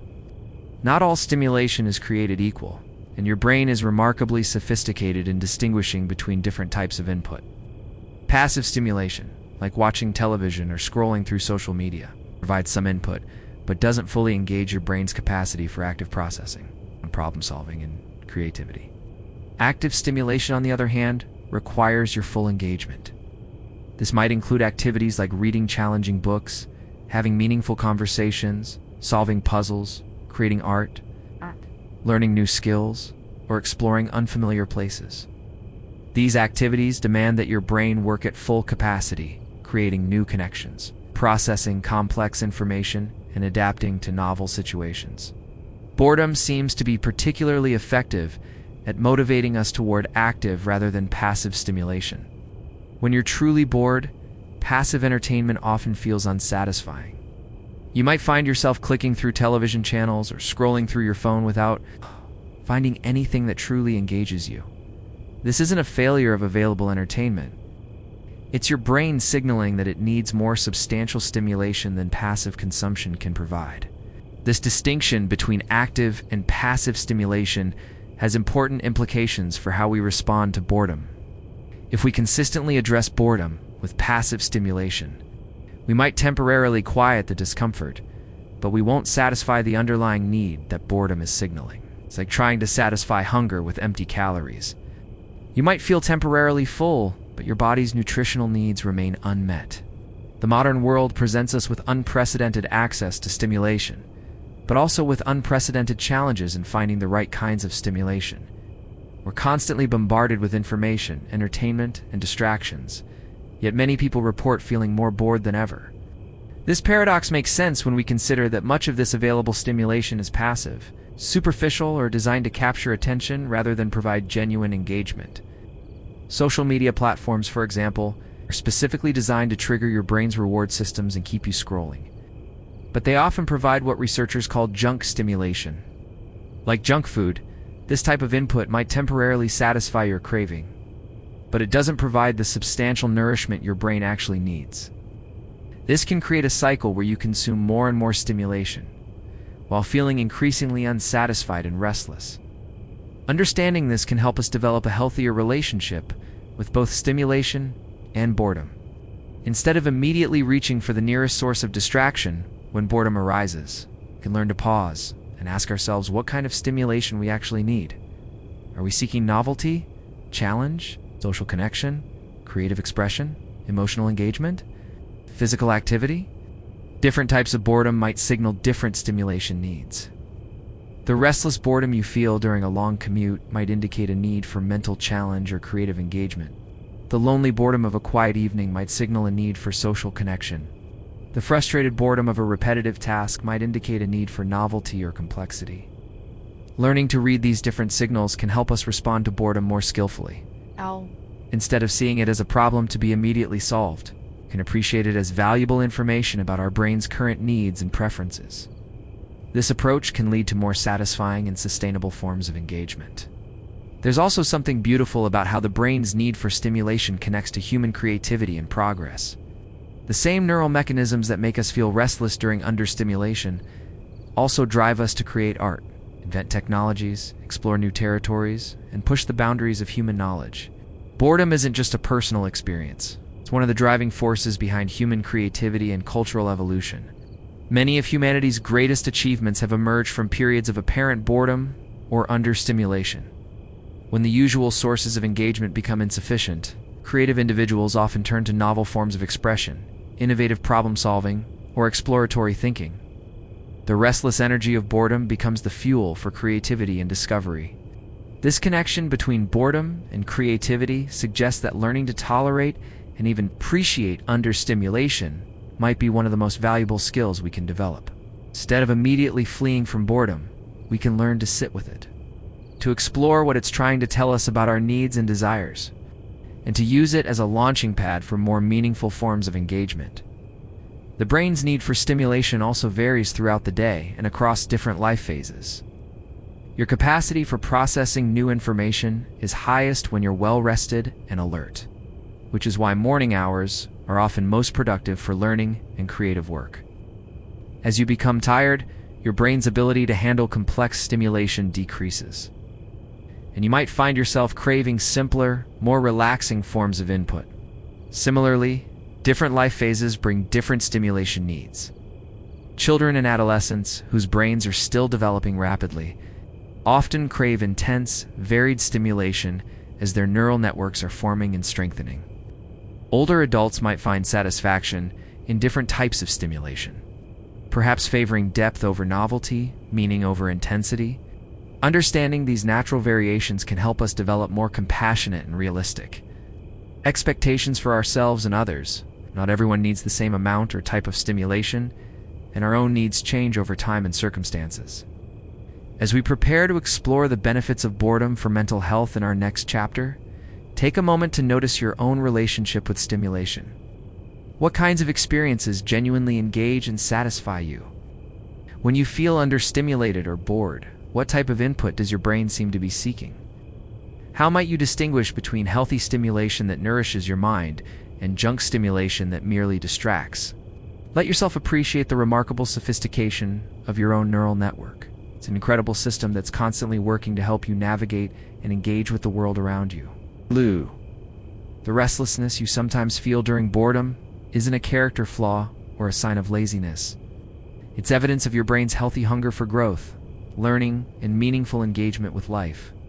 In our next exploration, we'll discover how boredom, despite its initial discomfort, actually provides significant benefits for mental health and psychological well-being.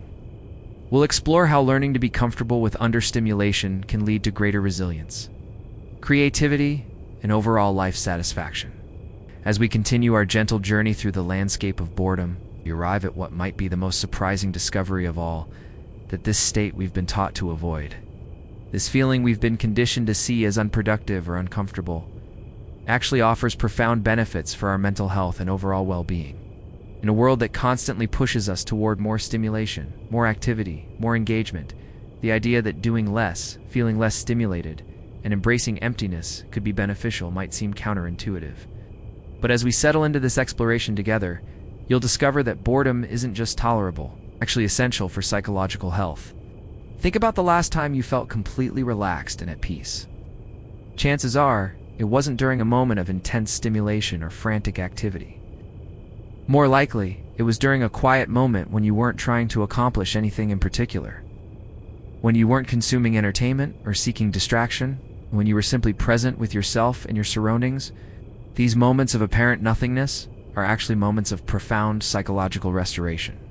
The first and perhaps most important benefit of boredom is that it provides genuine rest for your nervous system.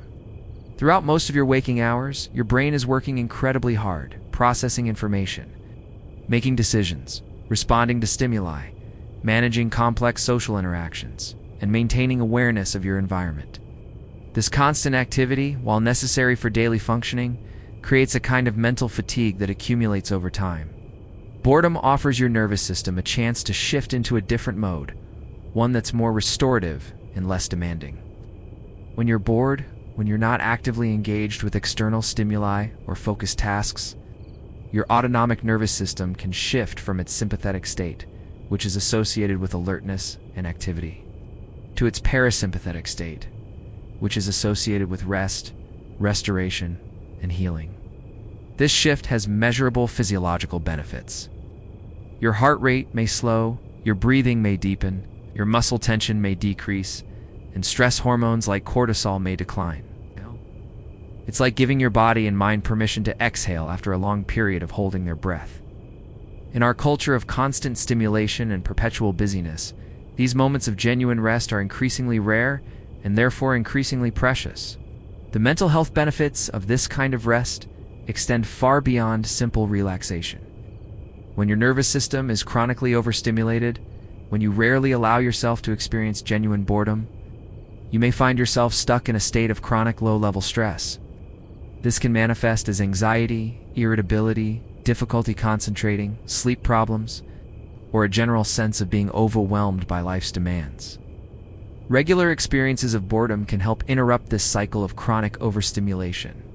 They provide natural opportunities for your nervous system to reset, to return to a more balanced state, to restore the kind of calm alertness that supports both mental clarity and emotional stability. In this sense, boredom functions like a natural form of meditation, providing similar benefits without requiring any special techniques or practices. But the benefits of boredom extend far beyond simple rest and relaxation. One of the most significant advantages is how boredom enhances creativity and innovative thinking. When your mind isn't occupied with immediate tasks or external stimuli, it begins to engage in what researchers call divergent thinking, the kind of mental process that generates novel ideas and unexpected connections. During boredom, your brain's default mode network becomes more active, allowing different regions of your brain to communicate in new ways. Ideas that might normally be kept separate begin to interact and cross-pollinate. Memories from different periods of your life start to combine in creative ways. Problems you've been working on may suddenly reveal new solutions as your mind approaches them from fresh angles. This creative benefit of boredom has been demonstrated in numerous research studies. People who are given boring tasks before creative challenges consistently outperform those who are given engaging tasks. The period of understimulation seems to prime the brain for more innovative thinking. It's as if boredom clears away the mental clutter that can interfere with creative insight, creating space for genuinely original thoughts to emerge. Many great artists, writers, scientists, and inventors have recognized the importance of boredom and understimulation for their creative work. They've learned to protect periods of apparent idleness, understanding that these moments of emptiness are actually essential for the creative process. Einstein, for example, was famous for his long walks and periods of apparent daydreaming, during which some of his most important insights emerged. The relationship between boredom and creativity also helps explain why our modern environment of constant stimulation can be so detrimental to innovative thinking. When we're always consuming information, always engaged with entertainment, always responding to notifications and demands, we never give our minds the space they need for genuine creative exploration. We remain stuck in reactive mode, responding to external stimuli rather than generating original thoughts and ideas. Another significant benefit of boredom is how it enhances self-awareness and emotional intelligence. When external distractions fade away, when you're not busy managing immediate tasks or consuming entertainment, you naturally turn your attention inward. This inward focus creates opportunities for deeper self-reflection and emotional processing that are often impossible during more stimulated states. During boredom, you might become aware of emotions you've been carrying but haven't had time to fully experience. You might notice patterns in your thinking or behavior that usually escape your attention, might gain clarity about your values, priorities, or authentic desires. This enhanced self-awareness is crucial for emotional maturity and psychological growth. The emotional processing that occurs during boredom can be particularly valuable for mental health. Difficult emotions like sadness, anger, or anxiety often require time and space to be fully experienced and integrated. When we constantly distract ourselves from these emotions, when we never allow the stillness necessary for emotional processing, feelings can accumulate and create psychological tension. Boredom provides natural opportunities for emotional processing. In the quiet space of understimulation, difficult emotions can surface and be acknowledged without the pressure to immediately fix or change them. This emotional witnessing, this simple act of being present with whatever arises, can be profoundly healing and restorative. The practice of tolerating boredom also builds psychological resilience and distress tolerance. In our instant gratification culture, many people have lost the ability to sit with discomfort, to tolerate uncertainty, to be present with unpleasant experiences without immediately seeking relief or distraction.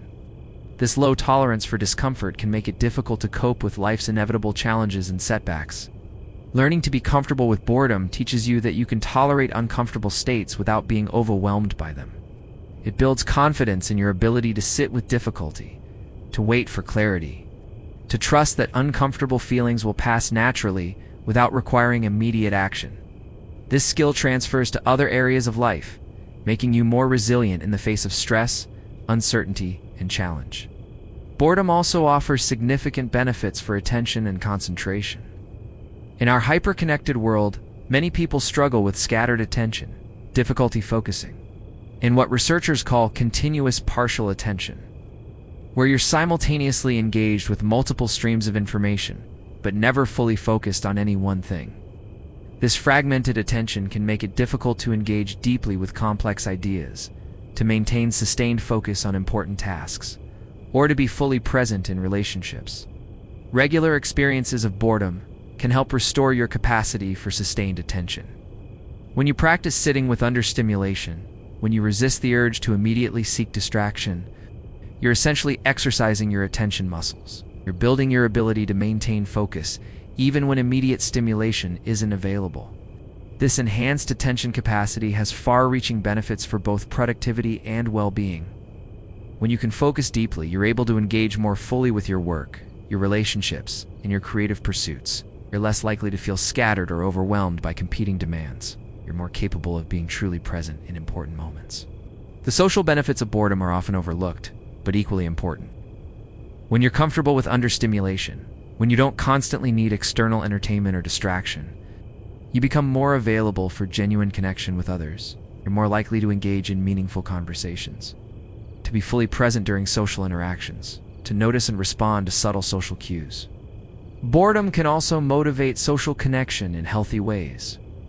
When you're understimulated and resist the urge to immediately seek digital distraction, you might find yourself reaching out to friends or family members, planning social activities, or seeking out community connections. This boredom-motivated socialization often leads to more meaningful relationships than entertainment-focused social activities. There's also something valuable about shared boredom. Those moments when you're with others but not actively engaged in stimulating activities, these periods of comfortable silence or gentle conversation can deepen relationships in ways that more intense shared activities cannot. They create space for authentic connection, for simply being together without the pressure to be entertained or productive. The relationship between boredom and gratitude is another often overlooked benefit. When you regularly experience periods of understimulation, and you sit with the emptiness and discomfort of having nothing immediately engaging to do, you develop a deeper appreciation for the moments when meaningful stimulation does arise. Simple pleasures become more vivid and satisfying when they're contrasted with periods of genuine boredom. This enhanced appreciation extends to all areas of life. Food tastes better when you've been truly hungry. Rest feels more restorative when you've been genuinely tired. Social connection feels more meaningful when you've spent time alone. Similarly, engaging activities feel more rewarding when they're contrasted with periods of boredom. The practice of embracing boredom can also lead to a more sustainable relationship with pleasure and stimulation. When you're always seeking immediate gratification, when you never allow yourself to experience want or emptiness, you can develop a kind of hedonic adaptation where progressively more intense stimulation is required to achieve satisfaction. This can lead to anxiety, restlessness, and a chronic sense that nothing is ever quite enough. Regular experiences of boredom help reset your pleasure threshold. They remind your nervous system that contentment is possible even without constant stimulation. This can lead to greater satisfaction with simple pleasures and reduced dependence on intense or artificial forms of entertainment. Perhaps most importantly, boredom offers an opportunity to develop a deeper relationship with solitude in your own company. Many people in our culture are uncomfortable being alone, especially without distraction or entertainment. This discomfort with solitude can lead to problematic behaviors, staying in unhealthy relationships to avoid being alone, making poor decisions to fill empty time, or developing dependencies on external validation or entertainment. Learning to be comfortable with boredom means learning to be comfortable with yourself. It means developing the capacity to enjoy your own thoughts, to appreciate the subtle textures of your own consciousness, to find contentment in simply being rather than constantly doing. This comfort with solitude is essential for psychological independence and emotional maturity. The spiritual dimensions of boredom are also worth considering. Many contemplative traditions recognize the value of emptiness, of periods without goals or activities, of simply being present with what is. These traditions understand that profound insights and spiritual development often emerge not from doing more, but from doing less, not from seeking more stimulation, but from learning to be content with whatever arises. As we prepare to explore how boredom affects our social relationships in our next chapter, take a moment to consider your own relationship with the benefits we've been discussing. Have you noticed any of these positive effects in your own life during periods of boredom? What would it be like to approach boredom not as a problem to be solved, but as an opportunity for rest, creativity, self-awareness, and growth? Let yourself sink a little deeper into appreciation for those quiet moments when nothing much is happening. When your mind is free to rest and wander, when you're simply present with yourself without agenda or goal. These moments of apparent emptiness are actually full of potential, rich with possibilities for restoration and renewal. In our next exploration, we'll discover how boredom influences our relationships with others, how it can create both distance and deeper connection, and how understanding this social dimension of boredom can help us build more authentic and satisfying relationships.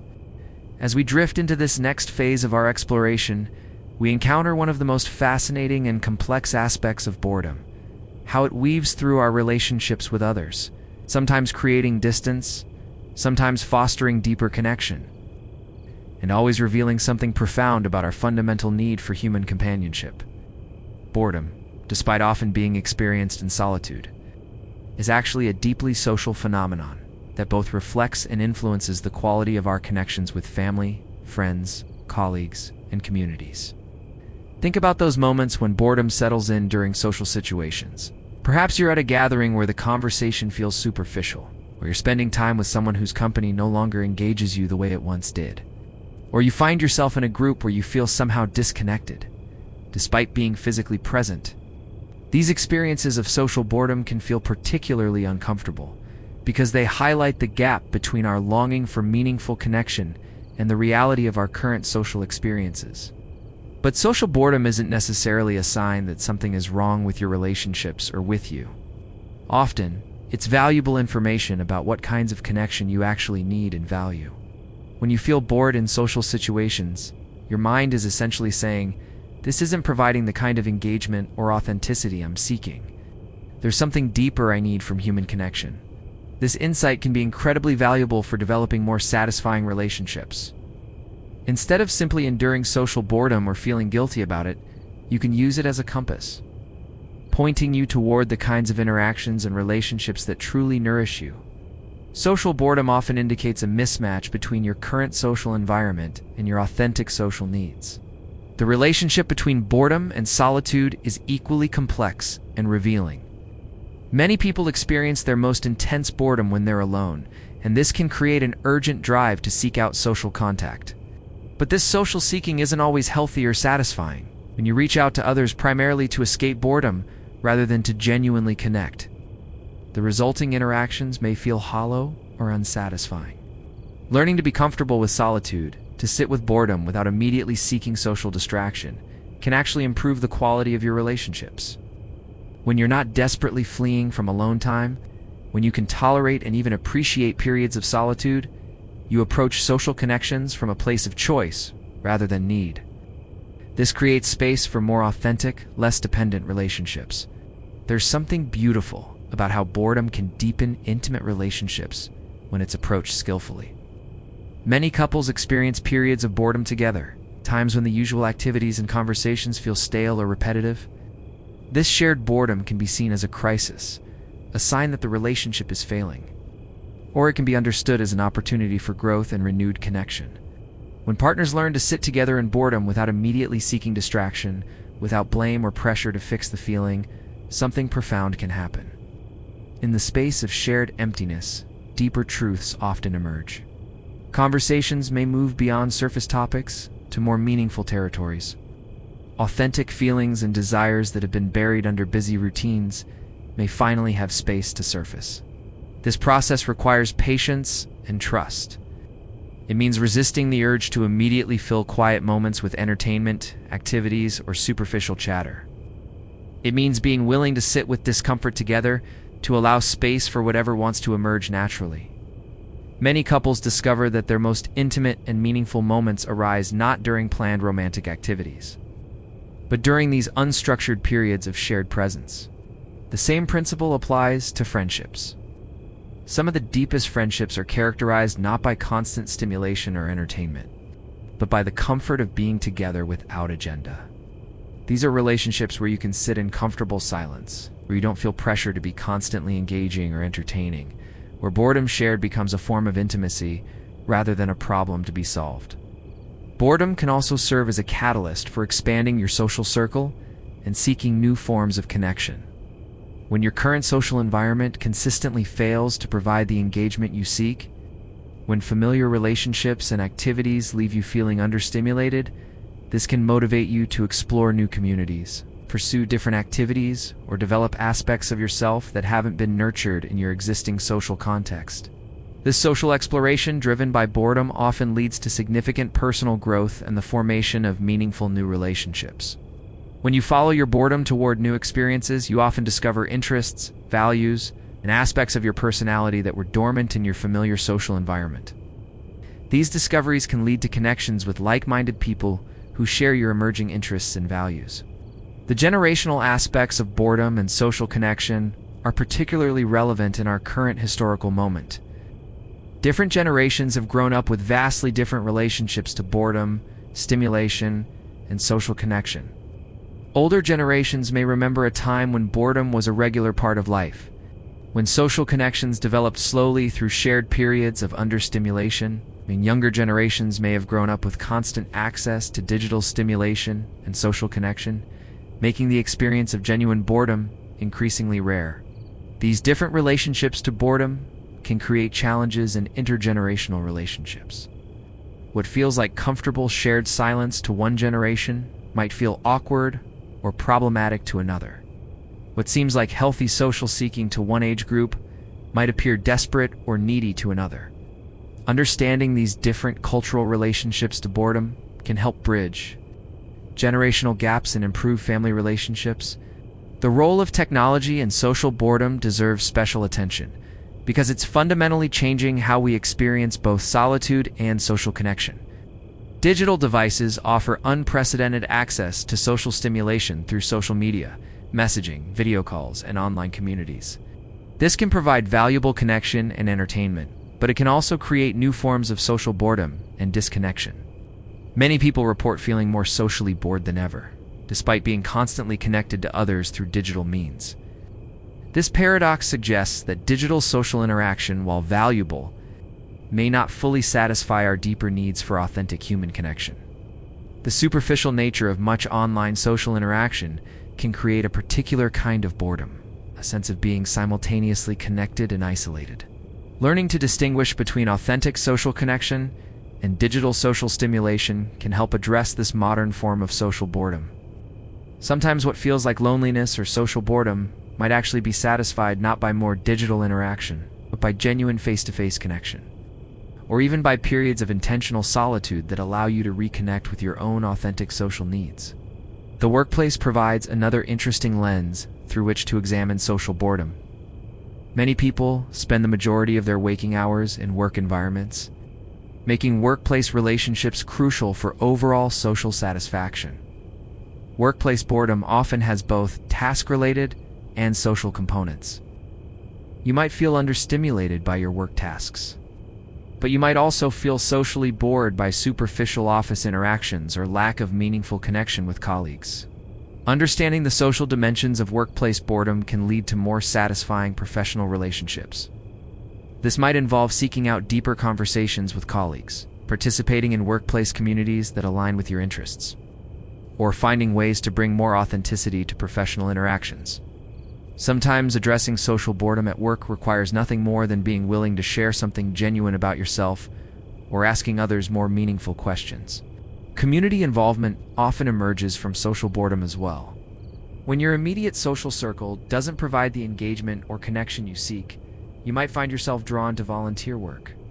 Community organizations, hobby groups, or other forms of civic participation. This community-seeking behavior driven by boredom often leads to some of the most rewarding social connections and meaningful activities in people's lives. The altruistic behavior that often emerges from social boredom reveals something beautiful about human nature. When our immediate social needs aren't being met, we often turn outward towards service, seeking connection through helping others. This pattern suggests that social boredom isn't just about personal satisfaction. It's often about our deeper need to feel useful, connected, and part of something larger than ourselves. Cultural differences in social boredom are also fascinating to consider. Different cultures have varying tolerance for silence, different expectations about social entertainment, and different norms around solitude and group interaction.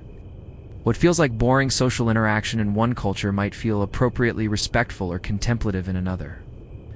Understanding these cultural dimensions can help navigate cross-cultural relationships and appreciate different approaches to social connection. The seasonal and cyclical aspects of social boredom reflect natural rhythms and human social needs. Many people notice that their tolerance for social stimulation varies throughout the year, with some seasons calling for more active social engagement and others inviting more introspective or solitary time. Learning to recognize and honor these natural cycles can lead to more satisfying social relationships and better self-care.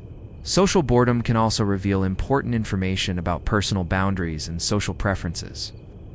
Some people are naturally more social and require frequent, stimulating interaction to feel satisfied. Others are more introverted and find too much social stimulation overwhelming or draining. Social boredom can help you identify your authentic social needs, rather than trying to conform to cultural expectations about how social you should be. The healing potential of shared boredom in relationships is worth exploring more deeply. When people who care about each other can sit together and under stimulation, without anxiety or pressure to fix the situation, it creates a unique form of intimacy. This shared tolerance for emptiness demonstrates trust, acceptance, and comfort with each other's authentic presence, rather than just their entertaining or engaging qualities. This kind of shared boredom can be particularly healing for people who have experienced relationships where their value was contingent on their ability to be entertaining, productive, or constantly engaging. Learning that you can be loved and accepted even in your most ordinary, unstimulated moments can be profoundly restorative for self-worth and relationship security. Group boredom, when it arises in families, friend groups, or communities, can also be an opportunity for collective creativity and bonding, instead of immediately seeking individual distractions when group energy feels low. Communities that can sit together in shared boredom often discover new activities, deeper conversations, or collaborative projects that emerge organically from the space of shared emptiness. As we prepare to explore how technology and the digital age have transformed our experience of boredom in our next chapter, take a moment to reflect on your own social experiences with boredom. How do you typically respond when you feel bored in social situations? What kinds of social connections truly satisfy you versus those that merely provide distraction? How might you approach social boredom as information rather than a problem to be immediately solved? Let yourself appreciate the complex ways that boredom weaves through your relationships. sometimes creating challenges, but also often pointing you toward deeper, more authentic forms of connection. The discomfort you might feel during social boredom isn't necessarily a sign that something is wrong. It might be a sign that something deeper and more meaningful wants to emerge in your relationships with others. In our next exploration, we'll examine how our digital age has fundamentally altered the landscape of boredom, creating new challenges and opportunities for how we experience understimulation in a world of constant connectivity and endless entertainment options.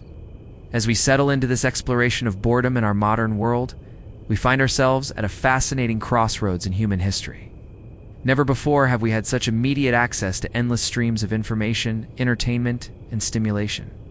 With devices in our pockets that can instantly connect us to virtually any form of content imaginable, the very nature of boredom itself has been fundamentally transformed. Yet paradoxically, despite this unprecedented access to stimulation, many people report feeling more bored, more restless, and more dissatisfied than ever before. Picture the last time you felt genuinely bored, that deep, persistent sense of understimulation that settles in when nothing around you seems engaging or interesting. How long did that feeling last before you reached for your phone, opened a browser, or turned on a screen? For most people in our digital age, genuine boredom has become an increasingly rare experience. It's often lasting only seconds or minutes before being interrupted by digital stimulation. This dramatic reduction in the duration and depth of boredom represents one of the most significant changes in human consciousness in recent history. For thousands of years, boredom was a regular part of life. People regularly experienced long periods with minimal stimulation, limited entertainment options, and plenty of time for their minds to wander, rest, and explore the internal landscape of their own consciousness. Today, many people go weeks or even months without experiencing more than a few minutes of uninterrupted boredom. The implications of this change are profound and far-reaching. As we've explored in previous chapters, boredom serves important psychological functions. It promotes creativity, facilitates emotional processing, encourages self-reflection, and motivates the search for meaningful engagement. When these periods of understimulation are consistently interrupted or avoided, we may be inadvertently depriving ourselves of experiences that are essential for mental health and personal growth. The quality of digital stimulation differs significantly from the types of engagement that naturally satisfy our brain's need for stimulation. Most digital content is designed to capture and hold attention through rapid changes, bright colors, surprising elements, and carefully calibrated reward schedules. This creates what researchers call supernormal stimuli, experiences that are more intense and attention-grabbing than anything our brains evolved to process. While these supernormal stimuli can be temporarily engaging, they often leave us feeling unsatisfied in deeper ways. It's like the difference between eating highly processed foods and nutritious meals. The processed foods might taste intensely satisfying in the moment, but they don't provide the sustained nourishment your body actually needs. Similarly, digital stimulation might provide immediate entertainment, but it often fails to satisfy the deeper psychological needs that genuine engagement fulfills. This can create a cycle where you consume increasing amounts of digital stimulation, while feeling increasingly bored and restless. The more accustomed your brain becomes to highly stimulating digital content, the less satisfying ordinary experiences become. Real-life conversations, nature walks, simple pleasures, and quiet moments can begin to feel insufficient compared to the intense stimulation available through screens. Social media platforms present a particularly interesting case study in how technology affects boredom. These platforms are explicitly designed to prevent boredom by providing endless, personalized streams of content.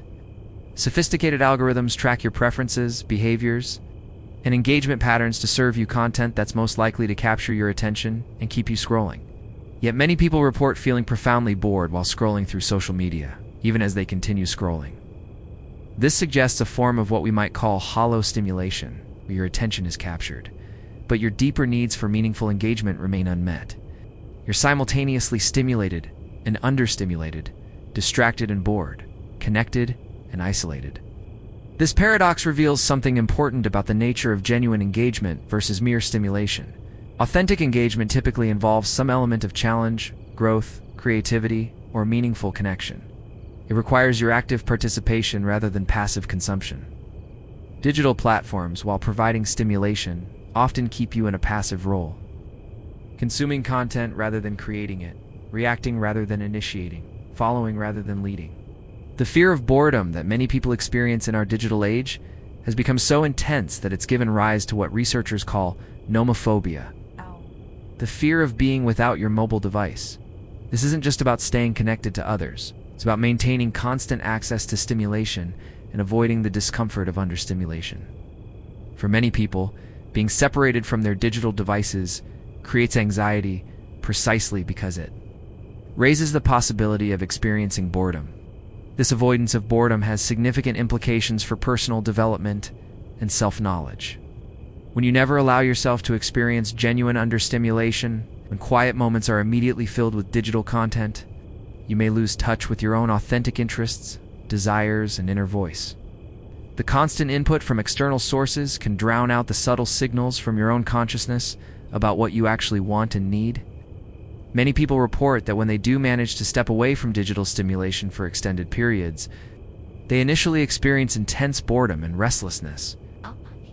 But this is often followed by a gradual rediscovery of interests and activities they had forgotten about.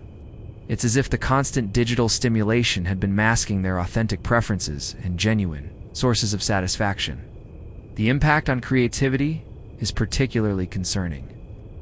As we've explored, boredom naturally leads to divergent thinking, novel connections, and creative insights.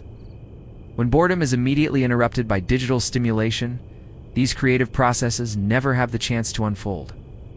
Many artists, writers, and innovators report that their best ideas come during periods of boredom or understimulation.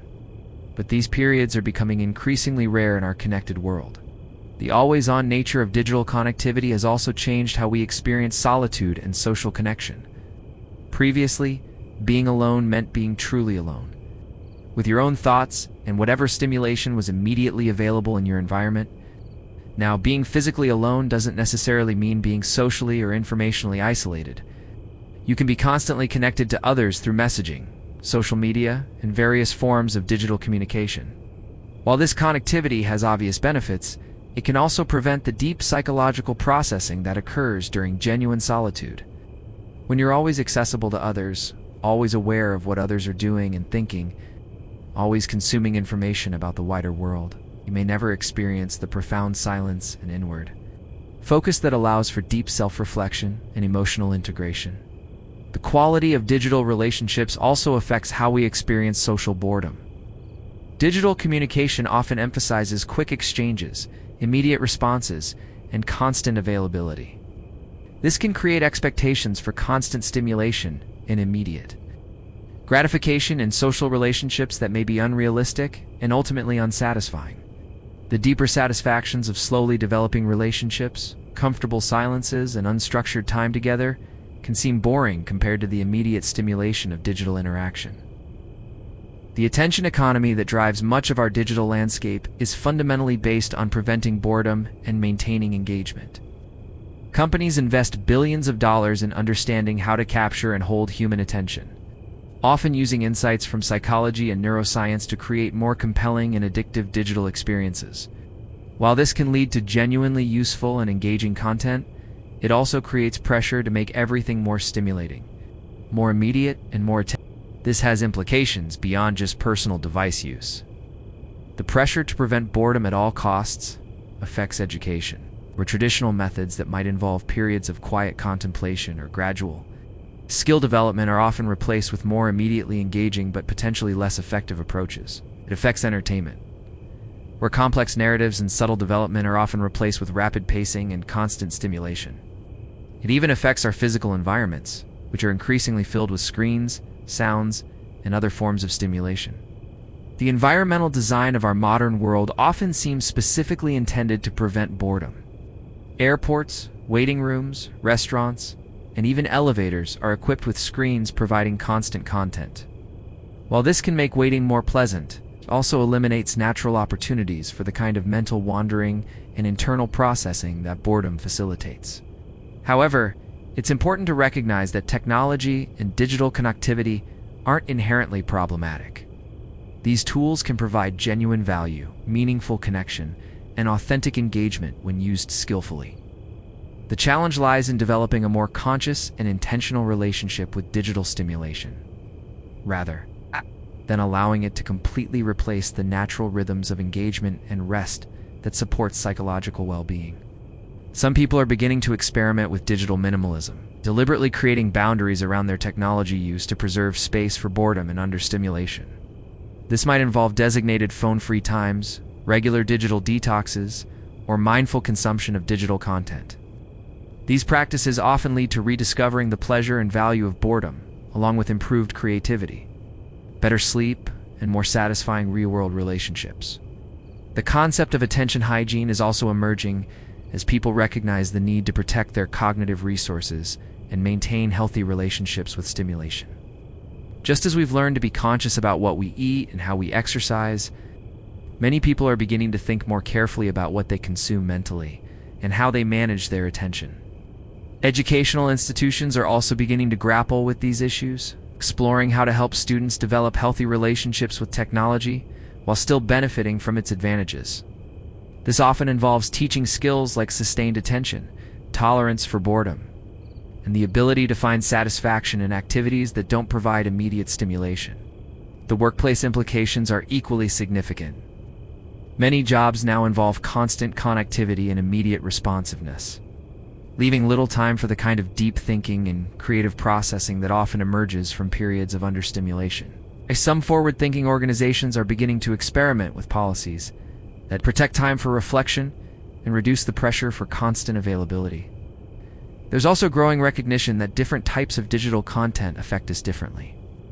Passive consumption of entertainment content has different effects than active creation of digital content.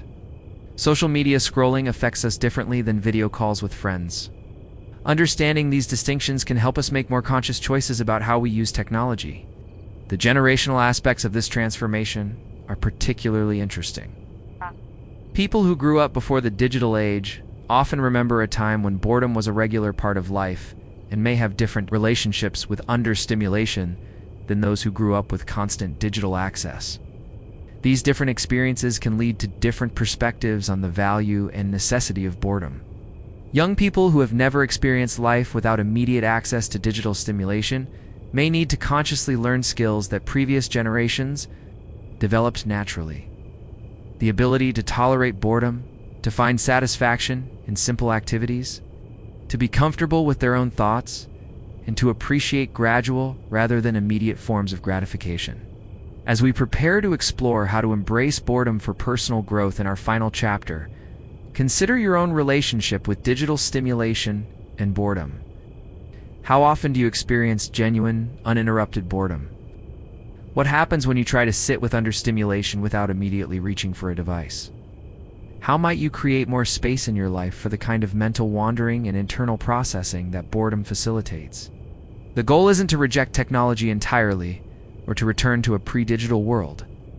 Instead, it's about developing a more conscious and balanced relationship with stimulation.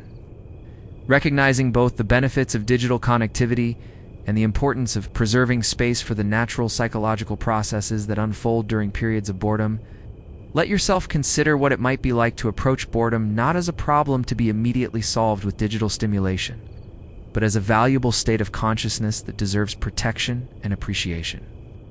In our rapidly changing world, the ability to be comfortable with understimulation, to find satisfaction in simple experiences, and to access your own authentic interests and desires may be more important than ever. In our final exploration together, we'll discover how to embrace boredom as a tool for personal growth. Learning to see these quiet moments not as empty spaces to be filled, but as fertile ground for creativity, self-discovery, and authentic engagement with life. As we arrive at the final chapter of our gentle journey through the landscape of boredom, we find ourselves at the most practical and transformative part of our exploration. Learning how to actively embrace boredom is a powerful tool for personal growth and self-discovery.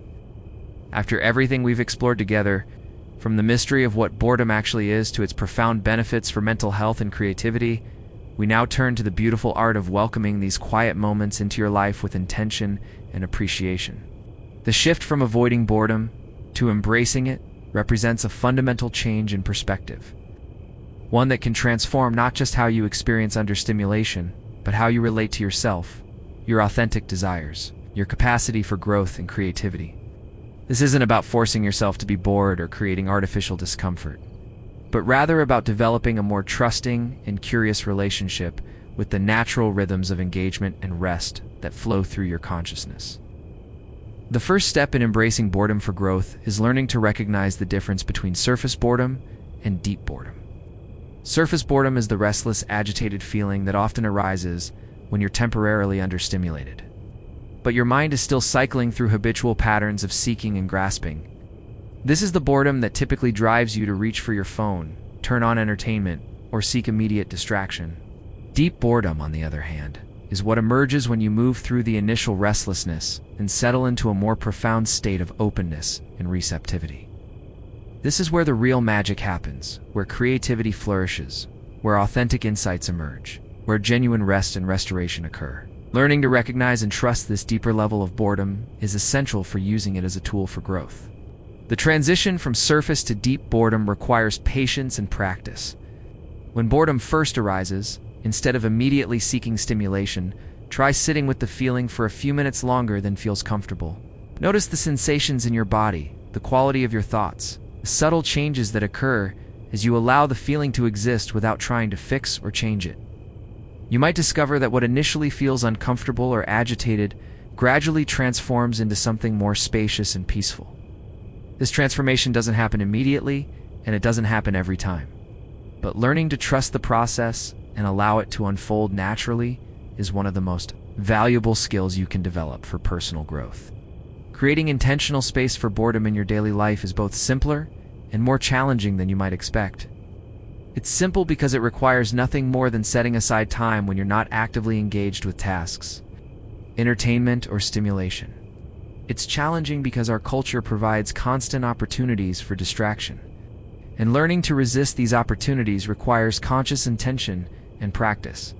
Start small and gentle. You might begin by protecting just 10 or 15 minutes each day when you're not consuming any content or engaging with any devices. This could be during a morning coffee, while taking a walk, or before going to sleep. The key is to approach these periods without agenda or expectation, simply allowing whatever arises in your consciousness to be present without judgment. During these periods of intentional boredom, you might notice your mind cycling through various states. Initially, there might be restlessness, a mental scanning for something to do or think about, then perhaps some resistance or discomfort with the emptiness. Gradually, if you can stay present with the experience, you might notice a settling, a softening, a shift into a more receptive and open state of awareness. This is where the growth happens. In this deeper space of boredom, your mind is free to make connections it couldn't make when focused on specific tasks or consuming external content. Insights about your life, your relationships, your goals, and your authentic desires often emerge during these periods of apparent inactivity. Problems you've been struggling with may suddenly reveal new solutions. Creative ideas that seemed elusive may spontaneously arise. The practice of embracing boredom also involves learning to tolerate uncertainty and discomfort without immediately seeking relief. This tolerance for discomfort is one of the most valuable life skills you can develop. When you can sit with uncomfortable feelings without being overwhelmed by them, when you can tolerate not knowing what comes next without panic, you develop a resilience that serves you in all areas of life. Boredom provides a relatively safe and gentle way to practice this tolerance. The discomfort of understimulation is real, but not dangerous. By learning to be comfortable with this particular form of discomfort, you build capacity for handling other challenging experiences with greater equanimity and presence. The relationship between boredom and authenticity is particularly important for personal growth. When external demands and stimulations fade away, when you're not trying to meet anyone else's expectations or respond to external pressures, you have an opportunity to reconnect with your authentic self. In the space of boredom, you can ask yourself questions like, what do I actually want? What brings me genuine satisfaction? What feels most aligned with my values and deeper purposes? These questions can't be answered quickly or easily. They require the kind of patient, gentle attention that boredom naturally provides. The insights that emerge during these periods of self-inquiry are often quite different from the answers you might give. When asked the same questions in more stimulated or pressured states, using boredom for creative development requires a slightly different approach than using it for self-reflection. For creativity, the key is learning to trust your mind's natural tendency to make unexpected connections and explore novel possibilities. When it's not directed toward specific goals, this means approaching boredom with a spirit of curiosity and playfulness, rather than trying to force creative insights to emerge. Many artists and writers have developed practices that specifically cultivate this creative form of boredom. This might involve long walks without entertainment, sitting in nature without agenda, or simply staring out windows while allowing the mind to wander freely. The key is creating conditions that support mental wandering while resisting the urge. 2. Immediately capture or direct whatever arises. Some people find it helpful to keep a journal nearby during periods of intentional boredom, not to write continuously, but to capture insights, ideas, or observations that feel significant. The act of occasionally writing can help you notice and remember the subtle gifts that boredom provides, while also allowing most of the experience to remain unstructured and free-flowing. The practice of embracing boredom can also enhance your relationships with others.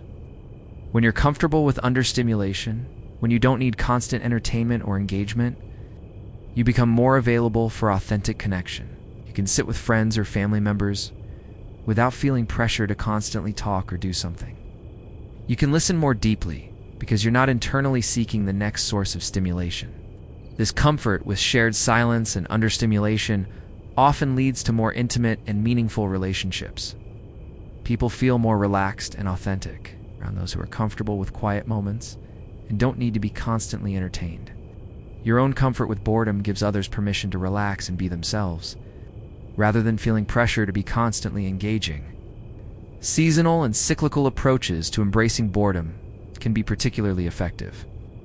Just as your body has natural rhythms of activity and rest, your mind also has cycles when it craves more stimulation and times when it naturally wants to slow down and turn inward. Learning to recognize and honor these cycles can help you embrace boredom more naturally and effectively. Many people find that certain times of day, certain seasons, or certain life phases naturally call for more contemplative, understimulated states. Winter evenings might naturally invite more inward focus and gentle boredom. Morning hours might be ideal for the kind of quiet reflection that boredom facilitates. Periods of transition in your life might call for more time spent in the open, receptive state that deep boredom provides. The practice of embracing boredom also involves learning to distinguish between healthy boredom and problematic forms of disengagement. Healthy boredom is characterized by openness, curiosity, and a sense of potential. Even when it's uncomfortable, there's an underlying aliveness and receptivity. Problematic disengagement, on the other hand, might involve numbness, despair, or a chronic inability to find meaning or satisfaction in any activities. If you find that what you're experiencing feels more like depression, chronic dissatisfaction, or emotional numbness, rather than the fertile emptiness of healthy boredom, it may be important to seek support from mental health professionals or trusted friends and family members. The goal is not to endure suffering, but to cultivate a healthy relationship with natural cycles of engagement and rest. Environmental factors can significantly support your practice of embracing boredom.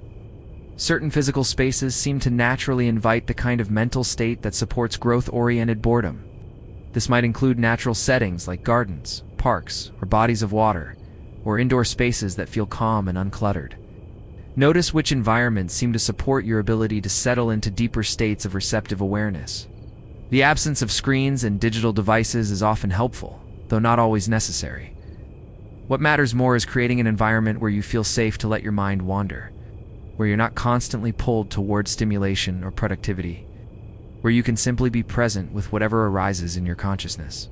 The practice of embracing boredom can also be enhanced by certain physical activities that occupy the body just enough to allow the mind to wander freely. This might include walking, gentle stretching, simple crafts like knitting or drawing, or household tasks like washing dishes or folding laundry. These activities provide just enough structure to keep you grounded, while allowing plenty of mental space for the kind of wandering and processing that boredom facilitates. Some people find that rhythmic or repetitive activities are particularly effective for inducing the receptive state that supports growth-oriented boredom. The gentle rhythm seems to calm the more agitated aspects of the mind, while creating space for deeper currents of thought and feeling to emerge. As you develop your practice of embracing boredom, you might notice that your relationship with all forms of stimulation begins to change. Activities that once felt exciting or engaging might begin to feel shallow or unsatisfying. Conversely, simple experiences that you might have previously overlooked, like watching clouds or listening to rain, might become sources of genuine satisfaction and interest. This shift in preference isn't a rejection of stimulation or engagement, but rather a refinement of your ability to distinguish between authentic engagement and mere distraction. When you regularly experience the deep satisfaction that can emerge from periods of boredom, you become more selective about what kinds of stimulation truly serve your growth and well-being. The long-term benefits of embracing boredom for growth are profound and far-reaching. People who develop comfort with understimulation often report increased creativity, better emotional regulation, improved relationships, greater self-awareness, and a deeper sense of satisfaction with simple pleasures. They become less dependent on external sources of validation or entertainment and more, capable of finding meaning and satisfaction in their own inner resources. Perhaps most importantly, embracing boredom can help you develop what we might call existential resilience, the ability to find meaning and satisfaction even when external circumstances are challenging or uncertain. When you're comfortable with your own company, when you can find interest and even joy in simple experiences, when you trust your own inner resources for creativity and problem solving, you become more resilient in the face of life's inevitable difficulties. As our journey together draws to a close, take a moment to consider how you might begin to welcome boredom into your life as an ally, rather than an enemy. What would it be like to approach those moments of understimulation with curiosity rather than anxiety? How might your life change if you saw boredom not as empty time to be filled, but as fertile space where growth, creativity, and authentic self-discovery can occur? The invitation isn't to become bored more often, but to approach the boredom that naturally arises in your life with greater appreciation and skillfulness. When those quiet moments appear, when stimulation fades and restlessness arises, consider staying present with the experience a little longer than usual. Trust that your mind knows how to use these periods of apparent emptiness for restoration, creativity, and growth. Let yourself settle into the understanding that boredom isn't your enemy, but your teacher. It's not a problem to be solved, but a doorway to be walked through. It's in a world that constantly urges you toward more stimulation, more activity, more consumption. The simple act of being comfortable with emptiness becomes a radical and transformative practice. As you continue your journey beyond our time together, carry with you the knowledge that those moments when nothing much seems to be happening are often the moments when everything important is taking place. In the fertile emptiness of boredom, in the spacious silence of understimulation, your most authentic self is always waiting to emerge. And so we arrive at the end of our gentle journey together through the mysterious and beautiful landscape of boredom. As you rest wherever you are right now, perhaps feeling the weight of your body settling into comfort, perhaps noticing the quiet sounds around you, I want you to know that something profound has taken place during our time together. You've not just learned about boredom, you've experienced it, sat with it, and hopefully begun to see it through new eyes. Throughout our exploration, we've discovered that boredom is far from the empty, meaningless state our culture often portrays it to be. Instead, we found it to be a rich, complex, and deeply important aspect of human consciousness. We've seen how it serves as a signal from your brain, gentle reminder that you're a creature designed for growth, creativity, and meaningful engagement. We've explored how it provides essential rest for your nervous system, creates space for emotional processing, and opens doorways to authentic self-discovery. We've journeyed through the fascinating neuroscience of the resting brain, discovering that when you appear to be doing nothing, your mind is actually engaged in some of its most important work. We've explored the role of daydreaming, that magical process where your consciousness weaves together memories, possibilities, and creative insights in the theater of imagination. We've learned how boredom creates space for the kind of deep reflection that helps you understand who you are and what truly matters to you. We've seen how boredom can be a powerful catalyst for motivation, not the frantic kind that drives you toward any distraction, but the authentic kind that guides you toward activities and goals that align with your deepest values and interests. We've understood why your brain craves stimulation, and how boredom serves as a sophisticated signaling system. It's helping you distinguish between meaningful engagement and mere distraction. Perhaps most surprisingly, we've discovered the profound benefits that boredom offers for mental health and well-being. Far from being something to avoid, these moments of understimulation provide opportunities for creativity, self-awareness, emotional regulation, and the development of psychological resilience. We've explored how boredom affects our relationships, sometimes creating challenges, but often pointing us toward deeper, more authentic forms of connection with others. We've examined how our digital age has fundamentally transformed the experience of boredom, creating both new challenges and new opportunities for how we relate to stimulation and understimulation. And finally, we've learned practical ways to embrace boredom as a tool for personal growth, transforming it from an enemy to be avoided into an ally for creativity, self-discovery, and authentic living. As you continue your journey beyond our time together, I encourage you to carry these insights with you gently. It's not as rigid rules or expectations, but as invitations to experiment with a different way of being. The next time boredom settles into your experience, instead of immediately reaching for distraction, consider pausing for just a moment longer. Notice what happens when you sit with the feeling rather than trying to escape it. You might discover, as so many others have, that within the apparent emptiness of boredom lies a surprising fullness. You might find that those moments when nothing seems to be happening are actually the moments when your most authentic self has space to emerge. You might learn that the restlessness you feel isn't a sign that something is wrong, but a sign that something wants to be born. Some new direction or insight or creative possibility that can only emerge in the spacious silence of an unoccupied mind. Remember that this is a practice, not a perfection. There will be times when boredom feels uncomfortable, when the urge for immediate stimulation feels overwhelming, when sitting with emptiness seems impossible. This is completely natural and human. The goal isn't to never seek stimulation or to always enjoy being bored, but simply to develop a more trusting and curious relationship with these natural rhythms of engagement and rest. In our world of constant connectivity and endless entertainment, the simple act of being comfortable with your own unstimulated consciousness becomes a radical and transformative practice. It's a way of asserting your independence from the external demands for your attention, a way of reconnecting with your own inner resources for creativity and meaning-making. As you rest tonight, allow your mind to wander freely, just as it does in those precious moments of boredom. Trust that your consciousness knows how to use these quiet spaces for restoration, integration, and growth. Let yourself appreciate the fact that you don't always need to be doing something, achieving something, or consuming something to be valuable and worthwhile. Your worth isn't dependent on your productivity or your ability to be constantly engaged. You are valuable simply because you exist. Simply because you're a conscious being capable of experiencing the full spectrum of human consciousness, including those mysterious and fertile moments when awareness rests in its own spacious emptiness.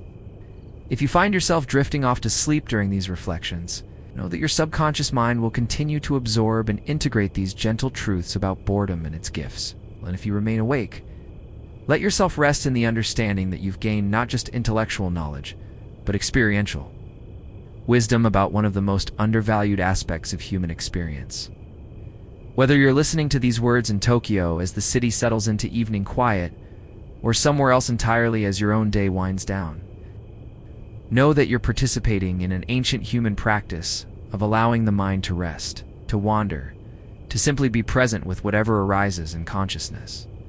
Thank you for taking this journey with me through the gentle mysteries of boredom.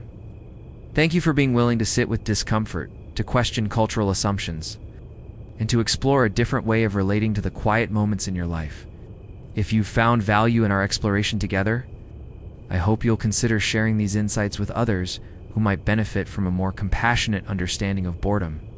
Remember to take care of yourself, to honor your own natural rhythms of engagement and rest, and to trust that your mind knows how to use periods of apparent emptiness for its own restoration and growth. The world needs people who are comfortable with silence, who can find meaning in simple experiences, who can access their own creativity and wisdom without constant external stimulation. As you drift off tonight, or as you continue into your day, carry with you the knowledge that boredom isn't your enemy, but your teacher. Those moments when time seems to slow, when nothing captures your attention, when you feel that familiar restlessness settling in, are opportunities to practice presence, to trust your own inner resources, and to allow space for whatever wants to emerge from the fertile emptiness of an unoccupied mind. Let your breathing deepen, let your muscles soften, and let yourself rest in the profound understanding that sometimes the most important thing you can do is nothing at all. The spacious silence between activities, in the gentle emptiness between thoughts, in the peaceful boredom between engagements, your most authentic self is always waiting to be discovered. Sweet dreams, fellow travelers in consciousness. May your boredom be spacious, your rest be restorative, and your journey into the mystery of your own mind be filled with gentle discoveries and quiet wisdom. Until we meet again in the vast landscape of human experience, remember that every moment of boredom is a doorway, and you always have the key.